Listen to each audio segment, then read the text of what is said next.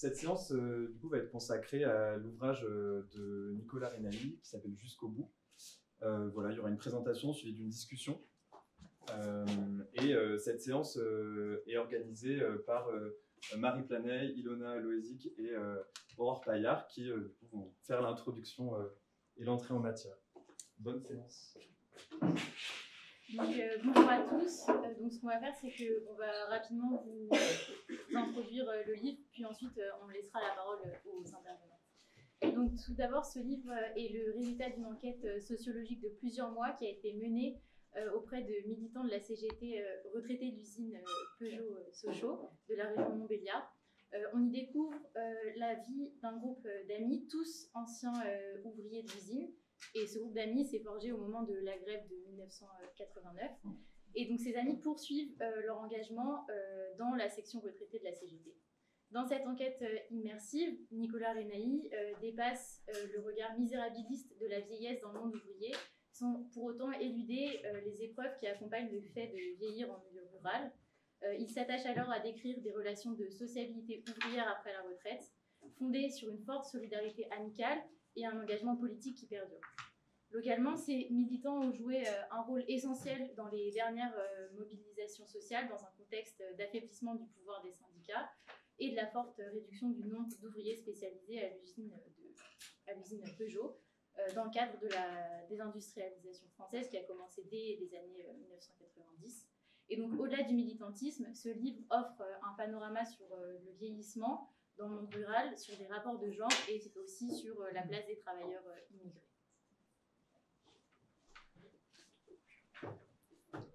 Alors, pour comprendre la vie de ces militants, Nicolas Renaï les a suivis donc, en manifestation et en réunion syndicale. Mais en fait, il a aussi participé à leurs activités quotidiennes, donc les repas entre amis, le bricolage, l'affouage notamment. Et donc en sociologie, ce type d'enquête où le sociologue partage le quotidien de ses enquêtés pendant une longue période, c'est ce qu'on appelle une enquête ethnographique. Donc cette enquête, elle a été rendue possible par Christian Corouge, qui se trouve aujourd'hui avec nous, et qui a accueilli Nicolas Renaï, qui lui a ouvert les portes de son groupe d'amis. Et ce groupe d'amis dont fait aussi partie Christiane Jougeau, donc, qui est également présente avec nous aujourd'hui, merci beaucoup. Et donc cette enquête s'inscrit dans une longue tradition sociologique autour des sociabilités ouvrières et en fait notamment dans cette usine puisque c'était la plus grande usine de France et qui a donc fait l'objet de nombreuses enquêtes, notamment celle de Michel Pialou et de Stéphane Beau, donc retour sur la condition ouvrière. Et donc pour l'anecdote, c'est Michel Pialou qui a mis en contact Nicolas Renaï et Christian Corouge, ce qui a pu donner lieu à cette enquête.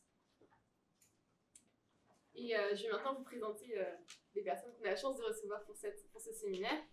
On a la chance de recevoir l'auteur du livre Nicolas Renaï, qui est actuellement chercheur à l'Institut national de recherche pour l'agriculture et l'environnement à Dijon. Il est spécialiste des questions du monde rural populaire et de ses sociabilités. Tous les élèves en socio le connaissent d'abord pour son livre Les Gars du coin, enquête sur une jeunesse rurale publiée en 2005 aux éditions La Découverte, qui se concentre sur les sociabilités rurales encore une fois, mais cette fois-ci sur celle des jeunes hommes de milieu rural. Je change un peu de décor donc ici. On a donc aussi Christiane Jougeau et Christian Corouge, qui sont des figures centrales dans le livre. Ils sont tous les deux militants à la CGT retraitée Peugeot-Sochaux et membres du groupe des 89, sur lequel le livre se concentre. Ils ont tous les deux accepté de venir parler à la fois de leur expérience ouvrière et militante et de leur expérience d'enquêter dans le cadre de l'écriture du livre. Dans le dispositif d'enquête, Christian Corouge a occupé un rôle un peu particulier en prenant le statut d'allié d'enquête, selon les mots de Nicolas Renaï lui-même, en lui négociant des entretiens et en lui permettant d'assister à toutes ses activités. Et enfin, nous sommes ravis d'accueillir Perrine Agneau, chercheuse au Centre Max Weber et maîtresse de conférences à l'Université de Lyon. Travaillant sur les femmes dans les milieux ruraux, elle a accepté de venir discuter du travail de Renaï avec nous et nous apporter son regard de spécialiste sur des questions de genre en milieu rural populaire. On vous propose donc dans un premier temps de laisser Nicolas Renaï, Christiane Jougeau et Christian Corouge vous présenter le livre, ce qui fait sûrement bien mieux que nous. Et Perrine Agneau enchaînera sur ce qui a attiré son attention dans l'ouvrage, ce qui donnera lieu à un échange entre tous les intervenants. Et enfin, on vous laissera la parole si vous avez quelques questions pour nos invités. Alors, bonjour à toutes et à tous. Merci de l'invitation. Merci Aurore, Ilona, Marie. Merci à Perrine d'être là. J'ai prévu je fais une présentation globale du bouquin essentiellement basée sur le chapitre 1, mais j'évoquerai les autres chapitres à la suite. Et puis après, je laisserai là. On ne savait pas trop comment Christiane et Christian intervenaient, donc j'essaierai de leur laisser un quart d'heure pour réagir, qu'il n'y ait pas que le sociologue qui parle. Alors, donc l'introduction de mon topo, elle est basée sur l'idée d'un objet méconnu. Méconnu en sociologie avant que je le découvre, mais méconnu aussi pour moi. Surtout pour moi, puisque je découvre cet objet sur le terrain, sur le tas, celui du vieillissement ouvrier. En amont, je n'ai pas de connaissances ni de compétences particulières en sociologie du vieillissement, ni même relatives aux inégalités de départ en retraite et sur les conditions de départ en retraite des ouvriers et des ouvrières. C'est donc avec les premières données recueillies et les opportunités d'enquête que le travail se façonne, mais aussi avec ma pratique et mes connaissances en matière de sociologie du monde ouvrier, des classes populaires et des appartenances sociales et territoriales. Alors, je vais présenter dans cette intro, au départ, trois points autour de 3 personnes. Alors, très immodestement, je commence par moi. C'est-à-dire que je pratique à nouveau, en 2019, en fait, je suis libéré d'obligations administratives, pourrait-on dire. J'occupais les fonctions administratives à l'INRA, qui m'ont, pour tout dire, assez pesé, et je pratique avec gourmandise l'ethnographie, quand Michel Pialou, ça a été dit, me met en contact avec Christian Corouge et que j'arrive dans le pays de Montbéliard. Donc l'ethnographie, ça veut dire quoi? Ça veut dire l'induction, en termes au-delà de la méthode, en termes de type de raisonnement, plutôt que d'approche hypothético-déductive où on va vérifier les choses, où on va les éprouver. Là, l'idée, c'est de partir de la base. Bon, je pense que vous connaissez le principe. Et puis, pour ce qui me concerne, c'était aussi m'approprier un champ de recherche à la croisée de plusieurs sociologies spécialisées, celle du vieillissement et de la classe ouvrière, bien sûr, mais aussi celle de la solidarité et de l'amitié, du veuvage, des mobilisations ou des années 68. Que je connaissais un peu, mais pas aussi bien que je ne le pensais. À partir des questions donc, qui émergent de la réalité. C'est par rapport à ce que je vois et ce que je vis une fois installé dans la chambre du fils de Christian, lors de mes séjours, que je rencontre cette réalité. L'autre personnage, c'est Christian, à ma droite, bien sûr, pour une fois. Donc c'est un militant ouvrier de la CGT, retraité, qui a 68 ans au début de l'enquête et qui a très longtemps travaillé avec Michel Pialou, avec qui il est toujours en contact, et qui, avec sa femme Claude, ont accueilli Michel à leur domicile dès 1984, je crois, comme ils l'ont fait plus tard quand Stéphane Beau est arrivé à partir de la grève de 1989. Christian les a guidés, surtout Michel d'ailleurs, dans ses premiers pas d'enquête, à Sochaux-Montbéliard dès 1984. Et lui aussi, me semble-t-il, tu corrigeras Christian, à ce moment-là est gourmand d'enquête sociologique. C'est-à-dire que Christian est veuf depuis 2016, donc ça fait 3 ans à l'époque, et les 60 ans de sa femme Claude décédée brutalement. Il me parle sans filtre très rapidement, il m'ouvre à son réseau d'amis et de militantes, comme je l'ai dit, trouve pour moi des affouagistes et des garants, puisque je ne l'ai pas dit, mais c'est l'introduction du bouquin. Au départ, je vais enquêter sur les affouages, donc cette pratique qui consiste à couper son bois dans les forêts communales, quand la commune dispose de forêts communales, bien sûr. C'est une pratique très ancienne, on pourra y revenir dans la discussion si ça intéresse certains. Donc il y a des garants dans les communes pour les affouages, on rencontre des garants, à les interviewer, etc. Et je crois, au bout de 6 mois de séjour régulier chez Christian, je lui parle de l'idée de changer l'objet de ma présence ou du moins mettre en parenthèse la question de la forêt et des affouages, pour travailler sur le vieillissement ouvrier, et d'emblée, il en comprend les enjeux et l'intérêt. Troisième personne importante, qui a déjà été évoquée à plusieurs reprises, c'est Michel Pialou. Dans le sens où je viens après d'autres, donc je pratique ce qu'on appelle une revisite. J'ai toujours continué à fréquenter Michel Pialou depuis qu'il a dirigé mon mémoire de maîtrise d'anthropologie sociale à Paris 5 en 1993, il y a quelques années. À ce moment-là, il n'enquête plus depuis une quinzaine d'années, donc il vient plus vraiment à Sochaux-Montbéliard, mais il est toujours en contact avec Christian. Et par ailleurs, il est inquiet de ce que ses archives personnelles vont devenir. Il me propose depuis longtemps d'y plonger. Donc je commence, en même temps que je commence à enquêter sur la forêt, quand je vais en région parisienne, je dors chez Michel et sa femme, et je commence à ranger les archives de Michel, qui sont faramineuses et pas très bien triées. Et donc, je commence l'enquête en même temps.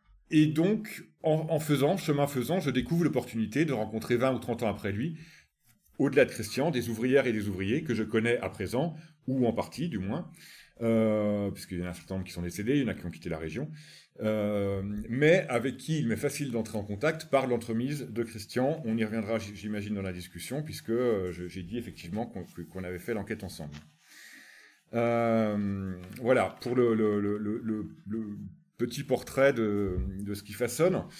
Mais en fait, en parallèle à l'enquête sur les forêts, je commence à m'intéresser aux mobilisations contre les réformes des retraites successives. En fait, j'arrive en novembre 2019, on fait un premier entretien avec Christian. Je reviens pour aller au tirage des lots d'affouage en mairie en début décembre 2019. Et il se trouve que entre les deux dates, il y a eu un appel à la mobilisation contre, à l'époque, une des velléités de réforme des retraites du gouvernement d'Édouard Philippe. Et donc, ce qui amène pour moi à une petite anecdote. C'est souvent à partir d'anecdotes qu'en ethnographie, on aime bien raisonner. En fait, avec Christian, on part à la manif. Et avant d'aller à l'apéro chez Clairette, donc une copine de la bande, on file pour 17h à la mairie de Betoncourt pour le tirage des lots d'affouage. Je fais mes observations, Christian me présente 2-3 personnes, on discute un peu. Et en sortant de la salle, en fait, à la fin du tirage des lots d'affouage, je me rends compte que sur mon manteau, j'ai l'autocollant et j'ai été retraité sur le cœur. Enfin, Donc déjà, au départ, ça partait pas complètement comme c'était prévu, quoi. Et du coup, je me rends compte, en commençant à changer l'objet, que la sociologie des ouvriers et des classes populaires s'intéresse exclusivement aux actifs. C'est lié à des démarches de recherche et c'est lié aussi aux données de l'INSEE telles qu'elles sont disponibles. Vous connaissez tous et toutes les catégories socioprofessionnelles des PCS. Mais aussi que les sociologues de la vieillesse s'intéressent peu, raisonnent peu en termes de groupes sociaux. Même les données quantitatives sont très difficiles à obtenir sur le devenir des retraités, c'est-à-dire que savoir simplement comment est constitué le groupe des retraités si l'on essaie d'exploser un peu, d'aller à l'intérieur de la catégorie retraités hommes et femmes, en les reclassant en fonction de leur ancienne profession. Ça a été fait dans une thèse récente, je ne reviens pas, mais c'est très récent. Et par ailleurs, au-delà de la sociologie, dans l'espace public, les médias, syndicats et pouvoirs publics parlent, eux, de, je cite, carrière longue, de pénibilité, d'usure professionnelle. On ne parle pas de groupes sociaux. Au final, je l'ai dit, c'est donc sur le tas que je découvre les différences de vieillissement entre anciens cadres, techniciens, ouvriers, et au sein des ouvriers, entre OS, ouvriers spécialisés et professionnels ou OQ, entre femmes et hommes, entre 3e et 4e âge, et entre militants qui ont continué à la CGT, et ceux qui l'ont quitté en même temps que leur travail. Mais aussi, bien sûr, entre ouvriers et intellectuels qui pensent la vieillesse depuis leur vieillissement propre. Il y a un certain nombre de travaux qui ont été faits, souvent par des intellectuels vieillissants. Je pense par exemple à Norbert Elias qui a écrit son dernier ouvrage, s'appelle « La solitude du mourant », comme s'il n'y avait qu'une manière de mourir, de vieillir dans les sociétés occidentales. Dans le même registre, Norberto Bobbio, qui est un philosophe italien, louait en ces termes le, je cite, « plaisir de la reviviscence », ce moment où tu retrouves les années perdues depuis longtemps, les jeux auxquels tu jouais lorsque tu étais enfant, les visages, la voix, les gestes de tes compagnons d'école, les lieux, surtout ceux de l'enfance, les plus lointains dans le temps, mais les plus limpides dans la mémoire. Donc à la fois, il y a quelque chose de très juste, qui renvoie au fait que, en vieillissant, la mémoire vive est plus faible que la mémoire ancienne, qui au contraire s'active. Mais les premiers entretiens qu'on fait avec Christian, les souvenirs, ils ne se limitent pas aux jeux d'enfants, aux souvenirs d'école. Ils sont remplis de sentiments d'injustice, souvent vécus dans l'enfance ou dans la jeunesse, et qui sont toujours très vivaces au moment de la retraite. Et ça, c'est un peu le prisme de l'écriture de l'ouvrage, qui vise à rendre compte de trajectoires j'y reviendrai, de 68 arts, des 68 arts assez singuliers, mais il ne s'agit pas de faire de l'histoire sociale, je ne suis pas historien, mais de mettre ça en parallèle, de mettre leur trajectoire en parallèle avec leur vie au moment où je les observe. Donc c'est aussi une ethnographie. sur la question des souvenirs vivaces, j'évoque simplement un personnage de l'ouvrage, la personne la plus âgée que j'ai pu interviewer, Lily, qui parle de son enfance avec beaucoup d'émotion en disant on était les cas sociaux de l'époque, parce qu'elle habitait dans l'entre-deux-guerres, dans un quartier parmi les plus populaires de Belfort. Donc, par rapport à la citation de Bobbio, elle et il ne sont pas dans la contemplation du souvenir, mais persistent à être dans l'action. L'action, la mobilisation, c'est pour les retraités qui sont dans la section CGT, un moyen de rester mobilisés. C'est un lieu qui est toujours très fréquenté. J'ai fait une erreur dans le bouquin, c'est 120 à 130 adhérents, et avec 30 à 40 personnes à chaque réunion. Et ce sont des réunions où l'on parle de la situation des retraités, de la situation de l'usine vous pourrez témoigner, compléter si je dis des bêtises, ça m'arrive, Christian et Christiane. Donc on parle aussi de la situation de l'usine aujourd'hui, l'usine qui est devenue Stellantis, j'y reviendrai, mais on parle aussi de l'actualité politique, économique et sociale. Et c'est aussi un groupe qui est en lien avec les partis de gauche et les mobilisations locales que souvent la section impulse ou porte. Donc j'ai prévu assez simplement 2 parties. La première est basée sur le chapitre 1 qui s'appelle « La solidarité ou comment résister au temps ». Et après, je reviendrai en évoquant les autres chapitres très rapidement sur les ressorts de la vivacité de ce groupe militant. Donc le chapitre 1 commence sur une cérémonie d'hommage à Jean-François, donc ça se passe en juillet 2003. Mi-juillet 2003, il y a une centaine de militants qui sont regroupés pour lui rendre hommage après son décès dans le sud de la France, où il s'était installé avec sa femme, juste après son départ en retraite, 4 ans plus tôt. Donc l'image de ce rassemblement, on est en juillet, donc en journée, en semaine, ce qui veut dire qu'il y a très peu d'actifs de l'usine qui sont là. Il y a quelques délégués qui ont pu prendre quelques heures sur leur mission syndicale. Et donc, de fait, ce sont surtout des têtes blanches qui sont là, grisonnantes. Et donc, ça montre un groupe ouvrier vieillissant et pour partie malade. Jean-François est mort d'un cancer assez rapidement. Et donc, cet événement, cette petite cérémonie, semble reproduire l'image doublement misérabiliste qui circule souvent dans les débats publics sur les vieux ouvriers et ouvrières. Ça renvoie à ce qui était dit en introduction. Au mépris de classe, déjà mis en exergue 25 ans plus tôt par Bou et Pialou dans le Retour sur la condition ouvrière, qui contribue, je les cite, le mépris de classe à la dévalorisation systématique des représentants ouvriers, s'ajoutent à présent les effets de l'âge, qui renvoient ces retraités à un passé dépassé, qui renverraient ces retraités à un passé dépassé. Puisque leurs corps ont vieilli, la tentation serait forte de croire que leurs syndicats, leurs valeurs et leurs pratiques seraient obsolètes. Pourtant, le groupe militant réaffirme l'importance du groupe, de la solidarité, la force de la fraternité ouvrière. Jean-François a été de tous les combats jusqu'au bout. Il avait pour moteur la liberté, la tolérance, la fraternité, la solidarité, dit la représentante de l'Union locale CGT. Nous étions aussi d'une certaine façon un morceau de ta vie et de ta famille, reprend Bruno. Bruno étant un des compères de la bande qui est responsable de la section CGT retraité. Porteuses et porteurs de la solidarité, les camarades continuent d'en restituer la mémoire et tenter de l'actualiser. Ce sont donc les forces vives des manifestations contre la réforme des retraites de l'hiver 2022-2023. Manifestations historiques qui, à Montbéliard comme partout en France, n'ont jamais autant rassemblé et se sont déroulées sans débordement dans la bonne humeur.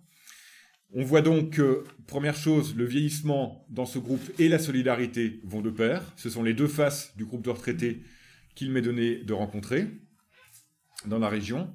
Et en même temps, deuxième chose, les retraités militants et militantes sont à la fois les révélateurs, les victimes et les témoins privilégiés d'un monde ouvrier qui fait face à la désindustrialisation. Ça a été dit en introduction, à Sochaux-Montbéliard comme ailleurs en France, les grands secteurs historiques de l'industrie française n'ont de cesse de dégringoler. L'usine de Sochaux-Montbéliard avait embauché jusqu'à 36 000 ouvriers et ouvrières en 1973, alors qu'elle n'en totalise plus que 3 400 50 ans plus tard, aujourd'hui. Elle a employé plus de 40 000 salariés à son apogée dans les années 70, et elle n'en compte plus que 5 300. Donc même la proportion d'ouvriers tend à ne plus être majoritaire au sein des actifs qui restent, puisqu'il y a 3500 ouvriers, 3400 sur 5300 salariés en 2023. Au-delà de l'usine, la morphologie et le paysage économique du pays de Montbéliard se sont complètement transformés. La baisse de l'activité au-delà de la seule usine et du nombre d'actifs, puisque Peugeot-Sochaux avait énormément sous-traité en créant des entreprises qui sont devenus très rapidement les sous-traitants. Donc les retraités, c'est plus d'un tiers des ménages dans le pays de Montbéliard. Le taux de chômage est élevé. La proportion d'emplois dans l'industrie locale a chuté de 30% en une décennie seulement, au cours des années 2010 jusqu'au début des années 2020. Et cette part est à présent largement dépassée par celle du secteur du commerce, des transports et des services. Par ailleurs, il y a une très forte hausse du nombre de travailleurs qui sont employés dans l'arc jurassien suisse, qui est à quelques kilomètres. Voilà, on y pourrait revenir dans la discussion, mais ça, on peut dire que c'est une période déjà temporaire, puisque le vivier d'emploi en Suisse commence à se tarir. Donc, en conclusion de cette première partie, on peut dire que les retraités de Peugeot ont une place centrale dans le système local des styles de vie, dont l'ensemble de l'ouvrage vise à rendre compte, à partir du prisme, bien sûr, des militantes et des militants CGT. La réalité informe aussi des conséquences de l'évolution des politiques publiques de l'État. Je ne pointe pas beaucoup dans l'ouvrage sur cette question, mais l'idée de l'ouvrage, c'est de ne pas simplement faire une sociologie du travail après le travail, ou une sociologie du vieillissement, ou une sociologie des classes sociales et des rapports de domination. C'est aussi de voir ce qui se passe en termes de politique publique. Et en l'espèce, l'aire urbaine de Montbéliard est particulièrement sous-dotée en offre de soins, depuis la mise en place de la fameuse territorialisation des politiques publiques, des politiques sanitaires, accélérée à partir des années 90. Aujourd'hui, on fait face à la dématérialisation de l'accès aux soins notamment, comme ça a pu être étudié sur le RSA, etc. Troisième conclusion, le groupe militant, en tant que groupe d'anciens et d'anciennes salariés subalternes de l'industrie, constitue le révélateur de fortes inégalités d'espérance de vie et d'espérance de santé, selon la profession exercée. Donc là, je ne fais qu'illustrer ce que l'on sait déjà à partir des données nationales, puisqu'on sait qu'à l'âge de 35 ans, l'espérance de vie, il y a 5 ans d'écart entre un homme cadre et un homme ouvrier, il y a 2 ou 3 ans pour les femmes, cadres et ouvrières, mais il y a 10 ans quand on considère l'espérance de vie en bonne santé. Pour les hommes, toujours. Ça doit être 6 ans du côté féminin. Voilà. Donc maintenant, quels sont les ressorts? Qu'est-ce qui fait la vivacité de ce groupe militant? Donc ça a été dit tout à l'heure en introduction. Il y a cette fameuse grève victorieuse de Peugeot-Sochaux et Mulhouse en 89. Donc peut-être quelques mots sur la grève. C'est une grève exceptionnelle de plusieurs points de vue. C'est-à-dire que déjà, du point de vue des mobilisations, vous me corrigerez Christiane, mais il n'y a pas eu de grande mobilisation dans l'usine depuis le début des années 80 et l'arrivée au pouvoir de Mitterrand. À l'époque, il y avait une grande grève pour les droits des OS que Christian avait participé à mener. Mais ça a été une grève qui n'était pas du tout une grève victorieuse, qui a au contraire fait des dégâts dans le sens où en rentrant dans les ateliers, l'ensemble des ateliers ont été réorganisés, les groupes, pas seulement les groupes militants, ont été cassés, et puis c'est l'arrivée du toyotisme et toutes les méthodes japonaises, donc sur le juste à temps, donc une accélération des cadences, et c'est à ce moment-là que Peugeot commence à réfléchir à mettre en place des sous-traitants pour ne plus avoir géré autant de personnel, notamment, et pour accélérer la production et se débarrasser aussi de la responsabilité de certaines pièces. Donc voilà, déjà de ce point de vue-là, c'est une grève improbable, c'est-à-dire que ça commence à Mulhouse sur la question des salaires, de la faiblesse des salaires. Une semaine plus tard, les camarades de Sochaux-Montbéliard embrayent sur la grève aussi. D'abord, c'est un petit groupe, et puis on a toujours rétrospectivement tendance à penser que les grands moments comme ça, de manière un peu euphorique, mais sur le moment, Christian et ses compères racontent bien l'incertitude des militants au moment où on lance une grève. Et là-dessus, bon alors, elle est intersyndicale, donc déjà il y a quand même une force Ça n'est pas que la CGT qui l'apporte. Rapidement, il y a des non-syndiqués qui se joignent aux mobilisés. Et puis, n'empêche que chaque vendredi, au moment de rentrer à la maison, les militants ne savent pas si le lundi, la grève va reprendre. Et puis, petit à petit, doucement, ça prend. Et ça va durer cette semaine. Donc, du coup, c'est un moment exceptionnel du point de vue du moment qui se crée, après une décennie un peu catastrophique, une décennie noire à Peugeot-Sochaux. C'est aussi une grève exceptionnelle parce que c'est une grève victorieuse. Alors, ils n'ont pas obtenu les 1500 balles qu'ils demandaient à l'époque, c'était un des slogans. On veut des sous, 1500 balles. Donc 1500 francs de l'époque. Mais ils ont obtenu pas mal des primes, comment on appelle ça, des meilleurs salaires, quoi, etc. Et ça va aussi refaçonner le groupe des militants. Je ne l'observe évidemment que par la lorgnette du groupe cégétiste.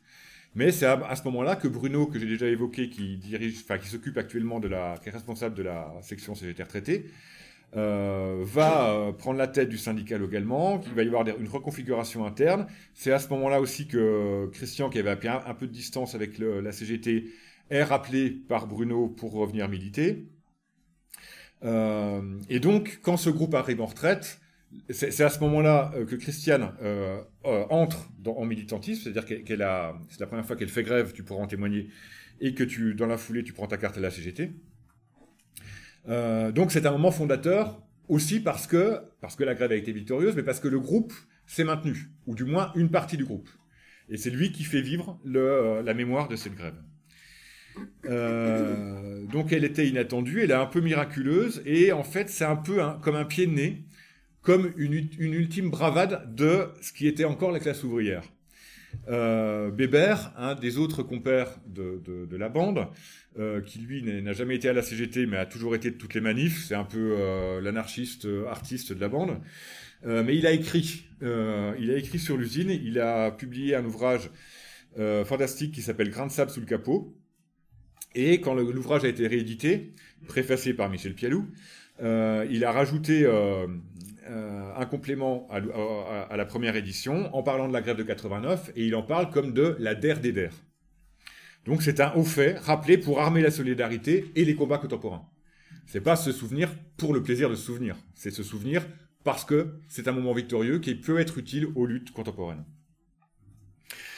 Mais au-delà, la solidarité qui s'observe au quotidien entre les membres, il y a une solidarité qui s'observe au quotidien entre les membres du groupe. Loin d'un vieillissement synonyme de déprise ou de déchéance, je cite les sociologues du vieillissement, les groupes de pairs que je rencontre continuent de modeler les membres. C'est-à-dire qu'il y a une socialisation qui continue à l'âge de la retraite. Comme le dit Christian, il y a des choses, c'est Clairette, rendu à Clairette ce qui appartient à Clairette, il y a des choses qui soudent. Le soutien des copains et copines au moment du veuvage, de la maladie, des épreuves.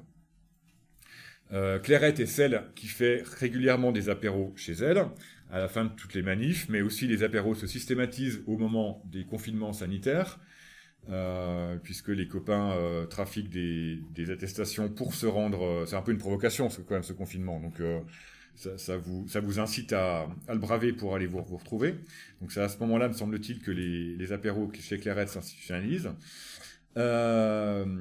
Voilà. Mais, et donc, continuer à militer, c'est une manière de rester fidèle au combat passé, bien souvent mené en couple. C'était le cas de Christian. Et c'est aussi, comme je l'ai dit, un moyen, et là c'est bien Christian qui parle, de continuer à avancer ensemble. Dit autrement, je fais référence, j'ai en tête un article de Julien Michy qui a enquêté sur les cheminots, qui disait être à la CGT, dans une section CGT, la CGT, c'est pas une amicale de pêcheurs à la ligne. C'est-à-dire qu'il y a le combat syndical derrière. Donc il dit ça pour une section de CGT d'actifs, mais en fait, ce que je vois, c'est une section CGT retraitée très active, voire hyper active. Et donc, il s'agit d'avancer ensemble, comme le dit Christian, politiquement. Par ailleurs, les différences internes au sein du groupe, entre hommes et femmes, entre ceux qui sont pas assez professionnels ou techniciens et ceux qui sont restés OS, entre les courants politiques. Il y a des membres de lutte ouvrière qui sont dans la section. Il y en a un qui est catholique. Enfin bon, voilà, il y a plein. C'est bigarré comme dans tous les milieux. Mais ces différences sont un peu comme polies par le temps. Elles sont apaisées par l'amitié, l'humour, la moquerie et l'autodérision. Voilà, donc il y a cette grève victorieuse. Mais un deuxième grand ressort de cette vivacité, de ce groupe militant, c'est le fait que ce sont, je l'ai évoqué très rapidement, des 68ards et des 68ards. Alors, toutes et tous n'ont pas été dans la rue en 68, mais c'est ce qu'en sociologie politique on appelle les années 68, où elles et eux aussi ont voulu continuer à changer leur vie et à changer le monde. C'est-à-dire que c'est cette matrice-là politique qui les a formés dans les années 70, au tournant des années 70. En gros, ils entrent à l'usine alors pas pour Lydie qui rentre au début des années 60, en 64 je crois, mais pour Christiane, Clairette et les autres, c'est à partir de la fin des années 60. Et puis, ils font leur carrière, ils restent là, par rapport à d'autres qui ont bien sûr connu des mobilités. Mais eux restent là et ont cet esprit 68ard, comme on peut dire, qui reste ancré en eux, mais qui va avoir une tonalité très singulière. C'est ce que j'appelle dans l'ouvrage une contre-élite ouvrière. C'est-à-dire que, tout en étant parrainés et formés dans le syndicat CGT par des anciennes, et surtout par des anciens d'ailleurs, pas par des femmes, ils vont en partie s'opposer à eux. Alors, je vais revenir pourquoi, mais je vais d'abord expliquer les composantes internes aussi bigarrées de cette contre-élite ouvrière. D'une part, il y a un recrutement. En fait, à ce moment-là, Peugeot change de politique. Pour le dire simplement, jusqu'aux années 60, Peugeot essaye de faire des voitures de qualité. Et en 1970, elle entre dans le marché de la consommation de masse. Et donc, elle arrête son école professionnelle. Elle formait elle-même ses professionnels. L'école est fermée et il recrute en masse des OS. Et donc, l'idée, c'est de monter les chaînes, d'agrandir les chaînes. Et c'est pour ça qu'il y a autant d'OS dans l'usine dans ces années 70. Et donc, des OS en chaîne, il n'y a pas besoin de qualification. Et donc, ils vont en chercher au Maghreb, en Yougoslavie, en Turquie ou au Portugal, etc. Ils vont en chercher aussi des hommes dans l'ensemble de la France. Il y a des recruteurs Peugeot qui sont envoyés à l'étranger, mais aussi dans toute la France, en vantant les mérites de cette région de Montbéliard, à 2 pas de la Suisse, à 2 pas de l'Allemagne, où on peut faire du ski, etc. Voilà. Et puis, il y a aussi toute une troisième grande composante que j'ai pu identifier grâce à des personnes comme Clairette et d'autres. Ce sont les femmes qui appartiennent à une génération qui entre massivement dans la vie active, dans le salariat. Et donc dans le salariat populaire, à l'époque, il y a cette usine de Peugeot qui a encore des bons salaires comparativement à d'autres boîtes. Clairette l'explique dans le bouquin, elle a travaillé dans une usine de flippers dans le monde rural du Doubs, et puis au bout d'un moment, elle est attirée par les bons salaires chez Peugeot, et c'est comme ça qu'elle arrive là. Mais, donc voilà, ça c'est pour les composantes internes, mais au-delà, il y a quelque chose qui les rassemble, chacune et chacun à sa manière, c'est une forme d'accès à la culture. Donc très rapidement, je peux évoquer quelques cas. J'ai évoqué Bébert, l'artiste Anard. Lui a toujours eu une appétence pour l'écriture. C'est un grand marcheur, mais il écrit aussi beaucoup. Il a toujours écrit. Il distribuait des petits journaux dans l'usine où il racontait dans les années 70 ou les années 80 les conneries qui étaient faites dans l'usine, et c'est ce qui a donné la matière première de l'ouvrage Grain de sable sous le capot. Christian, ce sont les groupes Medvedkin, donc ce cinéma militant au départ fait par alors la figure la plus connue, il y a Chris Marker et il y a aussi Jean-Luc Godard, mais qui arrivent à Besançon en 1967 pour la grève de la Rodia, et puis qui vont, face à la réaction des ouvriers quand ils visionnent leur premier film, qui s'appelle À bientôt peut-être, Le premier film de la Grève de la Rodière. À bientôt, j'espère. À bientôt, j'espère, c'est ça. En fait, il y a une réaction des ouvriers dans la salle quand on leur montre et qu'ils leur disent oui, c'est bien gentil, mais c'est encore un point de vue d'un télo parisien sur nous. C'est pas nous. Nous, on n'est pas ça. Vous parlez pas des femmes, vous parlez pas des conditions de travail dans l'usine, etc. Et donc à ce moment-là, Chris Marker a un geste militant fort, c'est-à-dire qu'il dit bon bah ok banco, on vous envoie les techniciens, on vous forme au cinéma et on va faire des films ensemble. Et donc ça commence à Besançon et puis au bout de quelques années, ça s'étend à Sochaux-Montbéliard. C'est un point important sur lequel je reviendrai, cette idée d'intellectuels du cinéma et d'ouvriers qui travaillent ensemble. Mais au-delà, il y a une forme de proximité, et c'est aussi l'époque de tous les maoïstes et les trotskistes. Un certain nombre de maoïstes, dont certains qui deviendront historiens de Peugeot-Sochaux, comme Nicolas Hatzfeld ou Yves Cohen, sont des établis. Ils sont à Peugeot, ils travaillent à Peugeot comme militants maoïstes.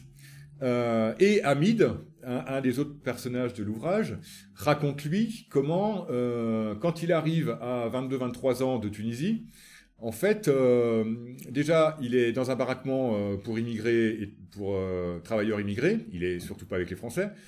Et rapidement, il rencontre une infirmière maoïste qui va lui servir de prête-nom pour qu'il puisse louer un appartement et vivre dans des conditions plus dignes. Et donc, ça lui permet d'avoir un appartement, qui est au nom de la copine infirmière maoïste, et de faire venir ses copains. Et en fait, alors je pourrais raconter d'autres anecdotes, mais c'est vraiment central dans la trajectoire d'Hamid. Avec ses copains tunisiens, ils vont monter une troupe de théâtre assez rapidement, qui s'appellera les Chèche-Papiers, les Sans-Papiers. Et donc, il y a aussi de ce côté-là cet accès à la culture. Voilà, donc au final, Christian dit 68 a été bouleversant pour nous parce que c'est la vie étudiante qu'on n'a pas eue. C'est légitime de réclamer sa part, et c'est ça, se trouver légitime pour parler culture. Et en fait, c'est ça qui m'a beaucoup intéressé, une des choses que j'ai souhaité mettre en avant, c'est cet accès à la culture pour des personnes qui sont pensées comme n'y ayant pas droit. Ou comme, voilà, en sociologie, le capital culturel, c'est réservé aux enseignants, à la bourgeoisie, à la petite bourgeoisie, aux classes moyennes, etc. Mais les classes populaires, une des manières de les définir, c'est de dire que c'est celles qui n'ont pas ou peu de capital culturel. Ce qui est vrai. Mais en même temps, les choses peuvent parfois être plus compliquées et c'est toujours intéressant de complexifier les choses. Autre point important par rapport à cette génération, par rapport à la réflexion en termes de génération, ce sont les liens interclassistes. Donc je l'ai évoqué un petit peu avec les cas de Christian, des groupes Medvedkin et d'Hamid et des Chèche-Papiers. Les années 70 sont, à mon sens, un moment exceptionnel de relations interclassistes pour des questions de politisation, mais aussi pour des questions sociologiques. À l'époque, il y a beaucoup d'enseignants, par exemple, qui sont issus du monde ouvrier ou des classes populaires et qui n'hésitent pas, à ce moment-là, à s'installer dans l'endroit où elles sont nommées, à habiter en HLM, à faire construire dans les environs, etc. La sociologie du monde enseignant a beaucoup changé. Je prends qu'un exemple parmi d'autres professions. Je cite de nouveau Christian, tout d'un coup, donc pour lui ça signifie quand il arrive à l'usine à 17 ans et demi en septembre 68 et que petit à petit il est embringué, il retrouve il se fait des copains, des gens qui ont un parcours qui lui ressemble un peu, et puis il y a les groupes Medvedkin qui arrivent et il se met à faire du cinéma, et donc je cite, on découvre un univers qui nous est pas familier où il faut qu'on se transforme. Notamment sur la question du féminisme, on pourra y revenir. Et on obtient ça, le droit de lire, le droit de se passionner. Et ça a transformé complètement nos vies. Tous les membres de mon groupe Medvedkin de Sochaux sont devenus soit amoureux de peinture, soit de littérature, soit d'écriture. Cette transformation, c'est l'accès à la culture, mais c'est aussi des formes d'internationalisme pratique avec les immigrés de l'usine et dans les quartiers. Et alors, internationalisme pratique, parce que c'était un grand slogan de l'époque, des mouvements d'extrême gauche, mais eux tiennent absolument à le pratiquer.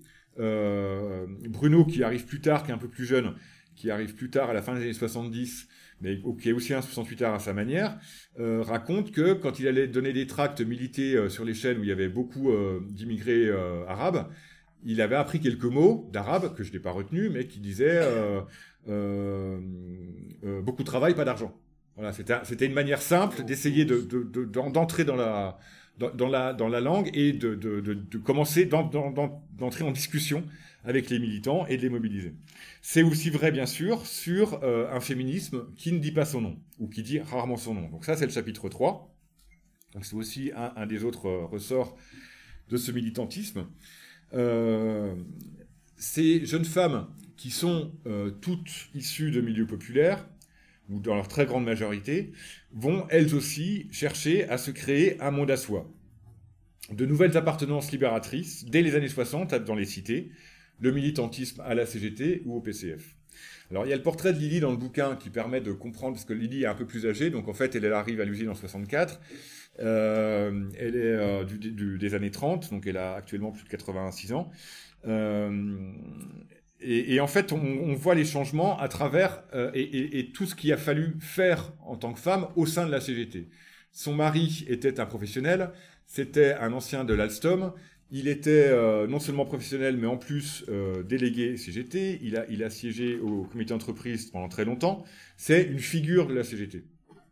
Et donc, elle a dû se battre pour trouver sa place dans l'usine, en tant qu'ouvrière. Déjà en refusant d'avoir plus de 4 enfants, en allant avorter en Suisse, puisqu'à l'époque, il n'y avait pas eu la loi Veil, évidemment. En trouvant des moyens de contraception, plus ou moins... amateur à l'époque, en se battant contre son mari, pour pouvoir aller travailler, et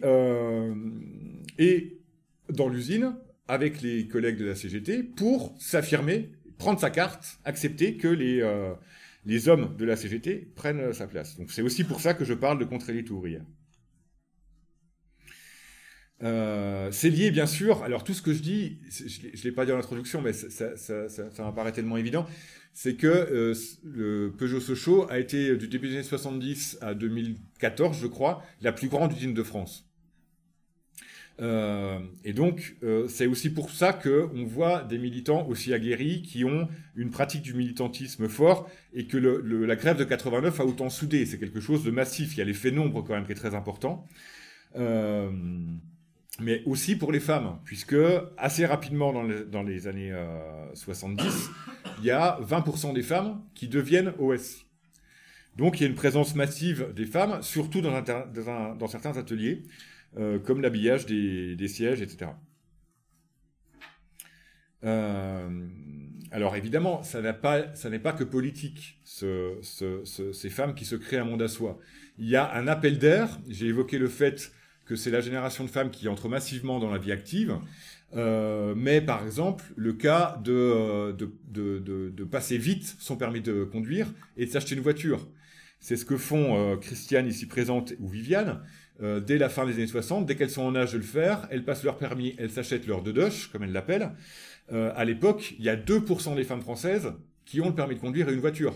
Donc elles appartiennent vraiment à une toute petite partie de femmes en voie d'émancipation, ou du moins en quête d'émancipation. Surtout en milieu populaire, bien sûr. Voilà. Par contre, pour faire écho avec ce que je disais tout à l'heure sur le fait de faire à la fois une histoire sociale et en même temps de les voir au présent, ce que j'observe, c'est qu'au sein du syndicat de la section CGT retraitée, ces militantes qui ont pour beaucoup été déléguées toute leur vie, en fait, une fois en retraite, une fois qu'elles ont fini leurs mandats syndicaux, Viviane, par exemple, va encore être quelques années déléguée au Prud'homme, une fois qu'elle est en retraite, une fois qu'elles ont arrêté, elles redeviennent ce qu'on pourrait appeler de simples militantes. C'est-à-dire qu'elles vont aux réunions, elles vont aux manifs, elles vont tracter, mais elles n'ont pas la place qu'ont les hommes. Les hommes, en l'occurrence, c'est surtout Bruno qui a été évoqué à plusieurs reprises, et Christian. Voilà. Après, la question de la solidarité et les ressorts de la solidarité, quatrième point, c'est le chapitre 4. J'ai essayé de faire correspondre les points et les chapitres, que ce soit plus clair. C'est la question des activités au quotidien du groupe d'hommes à travers la bricole. Donc c'est une bricole qu'on fait pour soi et pour les autres, c'est-à-dire pour soi, c'est-à-dire continuer à être ouvrier, puisque ouvrier, c'est pas simplement être subalterne, on est du côté du faire, on est du côté des gens qui manipulent, qui ont été confinés toute une vie à travailler avec leurs mains, Mais c'est pas, faut pas être encore une fois misérabiliste, c'est pas simplement, on peut aussi se réapproprier ça. C'est pour ça que dans le chapitre 4 est évoquée la question de la pinaille ou de la perruque, qui sont ces manières de travailler pour soi à l'usine, qui ont quasiment disparu aujourd'hui, du moins à ce Chaumont-Béliard, mais que l'on retrouve dans la manière de bricoler entre copains, dans le garage de Christian en l'occurrence, puisque quasiment toutes les semaines, il y a toujours une bagnole à réparer, d'une copine, d'un copain, d'un enfant, d'une nièce, etc. Et ça, en fait, c'est un héritage des années 90, où quand Christian et Claude ont fait construire, assez rapidement, Christian, une fois que la maison était habitable, il a construit un garage, il a rehaussé un garage pour un bâtiment adjacent à la ferme pour en faire un vrai garage. Et à ce moment-là, ils ont fait les vidanges pour les copains, les copines du syndicat, ceux qui avaient fait la grève en 89. Voilà, pas pour les chefs et pas pour les jaunes, bien sûr. On est solidaire entre soi d'abord, mais ça essaime. Dans la bande de Christian, qu'il appelle sa base, qui vient bricoler tous les jours chez lui, il y a celui qui a appelé Akram dans le bouquin, qui lui est mécanicien auto, qui n'a jamais travaillé en usine, mais toujours dans des garages, qui à ce moment-là est en arrêt longue maladie, au moment où je fais l'observation, et qui n'a jamais été syndiqué, mais que en fréquentant Christian, donc c'est à la fois parce qu'il a une compétence rare, celle de mécano, mais c'est aussi pour Christian une opportunité de continuer à faire le travail de politisation, essayer de faire comprendre à Akram, l'éclairer sur les formes de domination qu'il a pu subir dans son travail, les conditions, c'est des formes de domination personnalisées très fortes dans ces secteurs-là, etc. Voilà. Et puis, ce qui m'intéressait aussi, c'était de mettre en avant les mobilisations telles qu'elles étaient faites par en bas. Par en bas, c'est-à-dire comment on les fait concrètement. Comment une mobilisation, une manifestation, les grandes manifestations qu'il y a eu, ça ne se prépare pas que dans des AG, ça ne se prépare pas. Il faut un camion, il faut louer un camion, il faut une sono, il faut aller tracter, il faut, voilà. Et c'est aussi tout ce travail manuel-là que j'ai voulu mettre en avant parce que c'est le quotidien de leur vie de retraités. Dernier point important, j'en évoquerai à peine un autre tout à l'heure, c'est le fait d'avoir eu l'opportunité, grâce à Christian, de retourner voir des militants qui ont arrêté de militer une fois qu'ils étaient en retraite et qui avaient été enquêtés par Michel Pialou. Ce sont 2 chapitres de La misère du monde, Le vieil ouvrier et la nouvelle usine, et Le désarroi du délégué. Donc deux longs entretiens comme c'était la méthode de façonnage et d'enquête de La misère du monde, dirigée donc par Pierre Bourdieu. Voilà, alors je passe rapidement. En fait, ce qui était intéressant, c'était que c'était une question en sociologie, parce que voilà, ce sont des personnes qui ont dit leur désarroi dans le militantisme, dans une usine qui, au tournant des années 90, change beaucoup. À l'époque, les deux ne supportent plus l'égoïsme qui s'étend chez l'individualisme, des politiques patronales qui s'étend et qui se manifeste par l'égoïsme des ouvrières et des ouvriers entre eux. Alors, évidemment, partiellement, mais ça s'étend. Voilà. Et donc, que sont-ils devenus 30 ans plus tard? Mais c'est une question aussi pour le groupe militant. Parce qu'en fait, on ne sait pas ce qu'ils sont devenus. Donc il y a une forme de curiosité chez Christian qui m'accompagne aux entretiens, mais aussi chez les autres, chez la bande de la section retraitée.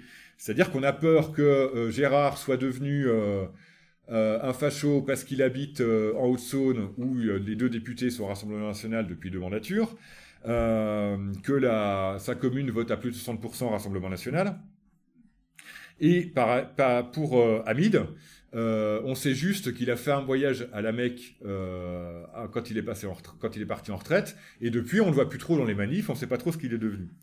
Donc c'est une interrogation pour tout le monde. Et en fait, alors je passe, ceux qui sont intéressés pour lire ou poser des questions dans l'échange si j'arrive à finir vite.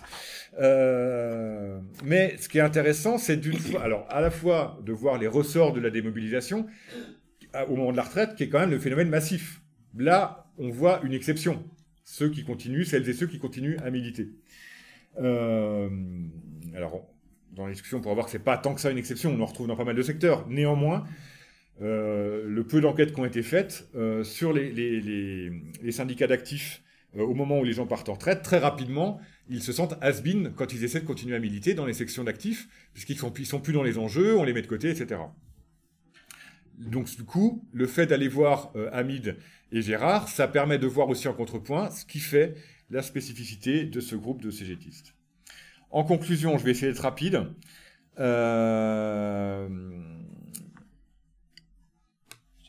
Donc, je l'ai déjà dit un petit peu dans ce que je viens de dire, mais même si on retrouve cette vivacité militante ailleurs, dans d'autres formes de sociabilité entre vieilles branches, je pense notamment aux cheminots avec la grève de 95 qui a eu un peu le même effet que la grève de 89 à Peugeot. L'ethnographie que j'ai faite, elle n'est pas du tout mue par une idée de représentativité. C'est pas ça qui est. Je sais que l'usine, c'est la plus grande, ça a été la plus grande de France, que dans une certaine mesure seulement, Christian est exceptionnel, dans le sens où il a été enquêté pendant 40 ans. Il a été, sa forme de politisation a beaucoup changé quand il est arrivé à Peugeot-Chaussot, tu pourras y revenir, par rapport à ce que tu as connu enfant dans ta famille, etc., par la connaissance des groupes Medvedkin, etc., puis par la fréquentation au long cours des intellectuels. Donc c'est pas du tout ça l'idée. De même par rapport à la vieillesse ouvrière, l'intérêt de la bande, c'est de dévoiler le non-dit, en fait. C'est de dévoiler ce qui est tu, pour plein de raisons. D'une part, essentiellement celle qui est que les classes populaires ont un accès excessivement restreint et de plus en plus restreint à l'espace public. Et il s'agit de mieux comprendre, d'ouvrir à une compréhension de la condition ouvrière retraitée. Donc l'idée du bouquin, c'est d'ouvrir des portes sur les formes de vieillissement, alors pas simplement sur les militants, pas simplement sur le monde ouvrier, mais essayer de voir comment les formes de vieillissement se stratifient socialement. Sur le monde ouvrier, bien sûr, en ouvrant, j'ai notamment en tête ce que j'évoquais sur les femmes ou sur la bricole. Qu'est-ce qui se passe une fois qu'on n'est plus, qu'on n'est plus actif? Voilà. Après, il y a deux grandes conclusions que j'évoque très rapidement sans les développer. C'est qu'elles sont dans l'ouvrage, pour celles et ceux que ça intéresse. Donc, une des conclusions, c'est de dire que le capital militant qui a été très fort passe à des formes de sociabilité du care, de l'attention à l'autre. C'est ce que dit Clairette, qui un jour dit dans un apéro, elle dit une phrase de son fils Greg: avec vos copains, on est tranquille. C'est-à-dire qu'on n'a pas à s'occuper de vous. Vous êtes en train de vieillir, mais on ne s'occupe pas de vous, puisque vous êtes avec vos copains, il y a une bande proche, vous avez des affinités, et on sait que si vous êtes dans le besoin, il n'y aura pas de problème. On voit aussi les bénéfices cumulés du capital d'autochtonie, c'est-à-dire que, alors je prends l'exemple de Christian, c'est plus facile, il est à ma droite, mais il connaissait pas la région de Peugeot-Chaussot, il y est arrivé quand il est entré dans le monde du travail en 68, mais à un moment donné, il s'est posé la question, après la mort de sa femme, à retourner dans sa région d'origine de Cherbourg. Donc il a pris un bagalo qu'il a acquis pendant quelques années, et puis 2-3 fois par an, il retournait à Cherbourg. Et puis, donc, en se disant, peut-être que je vais finir ma vie là-bas, retourner là-bas. Et puis en fait, il m'a dit au bout d'un moment, mais non, en fait, ma vie, elle est ici. Mon réseau, il est ici. Et c'est là qu'il a milité, c'est là qu'il est reconnu, c'est là qu'il est connu dans le monde militant, politique, mais aussi dans le voisinage, à travers la question des affouages, par exemple, mais pas seulement, avec les élections municipales, etc. Et donc, repartir dans son pays d'origine, ça n'a pas vraiment de sens. Voilà. Dernière chose en conclusion pour finir là-dessus, et pour ouvrir un peu à la discussion en termes de méthode. Deux choses. La première, c'est la revisite. C'est-à-dire, alors j'ai eu une opportunité exceptionnelle quand même que Michel me fasse rencontrer Christian, que ça prenne avec Christian et la bande, et qu'en même temps j'ai accès aux archives de Michel, et que je puisse avoir bénéficié comme ça d'entretiens au long cours, des discussions que j'avais régulièrement avec Michel quand j'allais dormir chez lui, etc. Mais au-delà de ça, il y a l'enjeu des archives des sciences sociales. Ça, c'est un enjeu super important que se posent beaucoup de chercheurs, beaucoup d'institutions quand les collègues partent en retraite. Et c'est très compliqué juridiquement, mais c'est un dossier qu'il faut traiter, parce que c'est tout simplement l'opportunité de s'inscrire dans le temps long de la sociologie, de faire une revisite. Et d'emblée, on évite le présentisme, c'est-à-dire qu'on sait que ce qu'on voit, c'est au moment T, et qu'il y a des choses qui se sont passées avant, et en plus, on a accès à comment c'était avant. Voilà, donc il y a une forme de... Voilà. Et enfin, dernière considération de méthode, ce qui fait la singularité, et qui, je pense, manquera pas d'être relevé par Perrine dans la discussion, c'est le fait de travailler avec des enquêtés qui se trouvent être ici des militantes et des militants. Et ça va en partie dans la conclusion de l'ouvrage, qui est de considérer que les liens interclassistes issus des années 70 se sont délités. Il y a eu plein de travaux sur le Parti socialiste, sur le Parti communiste, etc., qui montrent comment les classes populaires ont été minorisées au sein des partis. C'est vrai aussi avec la question de la permanence quand on devient délégué syndical, etc. C'est aussi pour ça que 89 était la der des der, cette grève-là, parce que dans l'espace public, la question ouvrière comptait encore, la classe ouvrière existait encore. Il y avait des journalistes qui avaient été politisés à gauche, qui étaient à François Région, qui étaient à tous les étages des journaux et des médias. Et quand on regarde la composition sociale de l'Assemblée nationale aujourd'hui, on ne peut que constater le fait que on a des médecins, des avocats, des enseignants, etc., des ouvrières, des ouvriers, des employés. Bon, Rachel Keke a un peu fait illusion pendant quelques années, mais elle n'a pas été soutenue par LFI au moment vraiment soutenue, j'entends, au moment de son éventuelle réélection. Et donc, il y a toujours, dans tous les partis, alors ça se pose à gauche, ça se pose aussi à droite, mais ce qui importe, c'est de voir comment ceux qui veulent changer le monde évoluent. On ne peut pas changer le monde sans tenir compte des classes populaires, ou alors on défend son propre milieu social, on retourne sur son inconscient de classe et on ne voit plus ces classes populaires. Voilà. Je vous laisse compléter. Il n'y a plus rien à dire, hein. T'as tout dit. Oui, ça va être un peu compliqué de prendre la parole après Nicolas. Non, c'est toujours un peu compliqué. J'aimerais bien revenir sur un truc quand même, parce que Nicolas aborde ce sujet, mais il y a des choses plus fondamentales. Moi, quand j'arrive à Cherbourg, je suis issu d'une famille ouvrière, mon grand-père était ouvrier, etc. Mon père a été militant communiste, déporté à Dachau.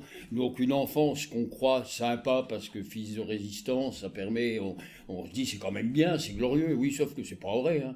C'est un vieux Stahl que j'aimais beaucoup, que je respecte beaucoup parce que c'est des résistants, fallait oser le faire. Mais en même temps, quand on est enfant et qu'on bouffe avec la photo de Joseph en face, c'est pas marrant tous les jours. Hein, c'est pas.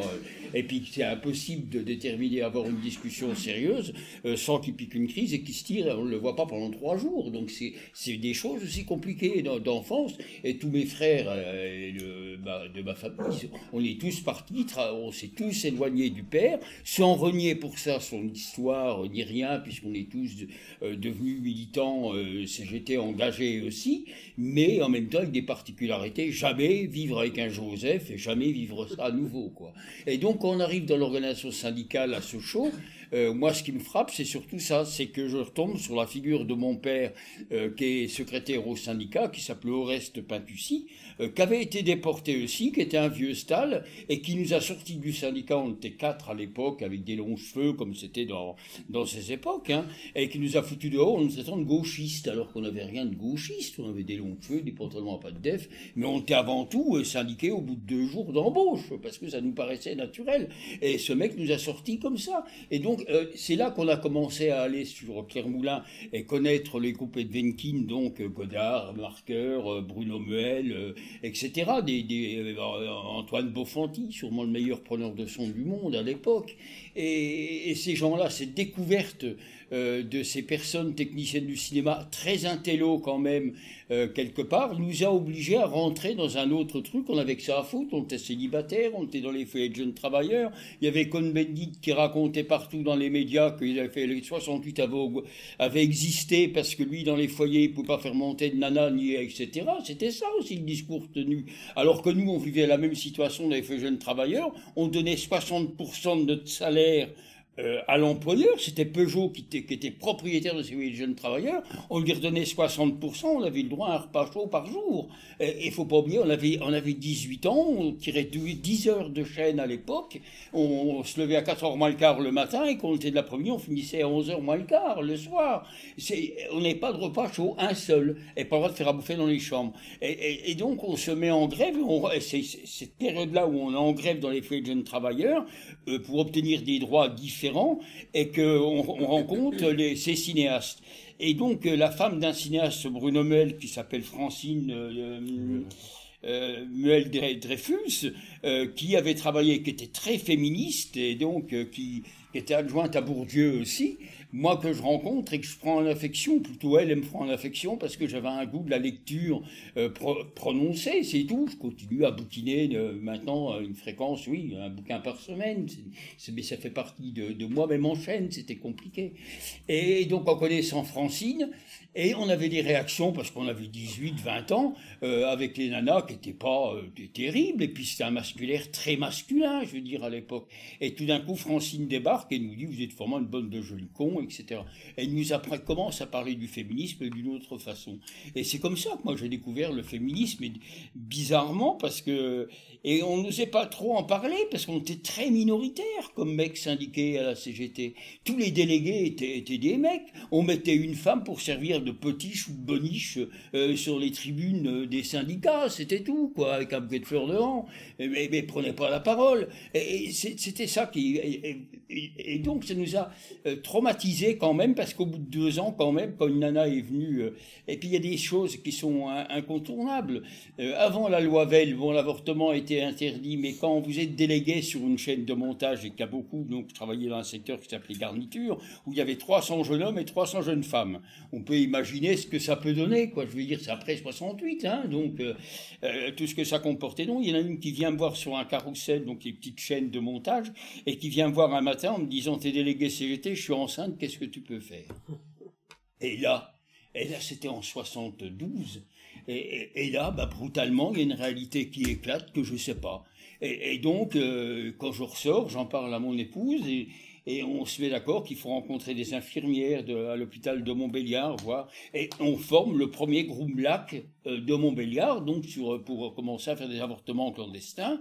Mais il fallait le protéger. À cette époque-là, les flics ne nous aimaient pas beaucoup. Et donc, c'était le service d'ordre de la CGT qui entourait le bâtiment où on faisait les avortements clandestins. Mais comme quoi, c'est des combats compliqués, parce que ça, on ne le disait pas à la CGT, on ne le disait pas au PC non plus, parce qu'ils n'aimaient pas parler de ces choses-là. On était dans un univers ouvrier où on ne parle pas de ces choses de sexe, on en parle pour la déconnante, mais on parle souvent comme femme objet ou comme femme de désir, etc. Mais surtout de l'enfermer à double tour pour pas qu'elle se tire ailleurs. C'est comme ça que ça en est parlé.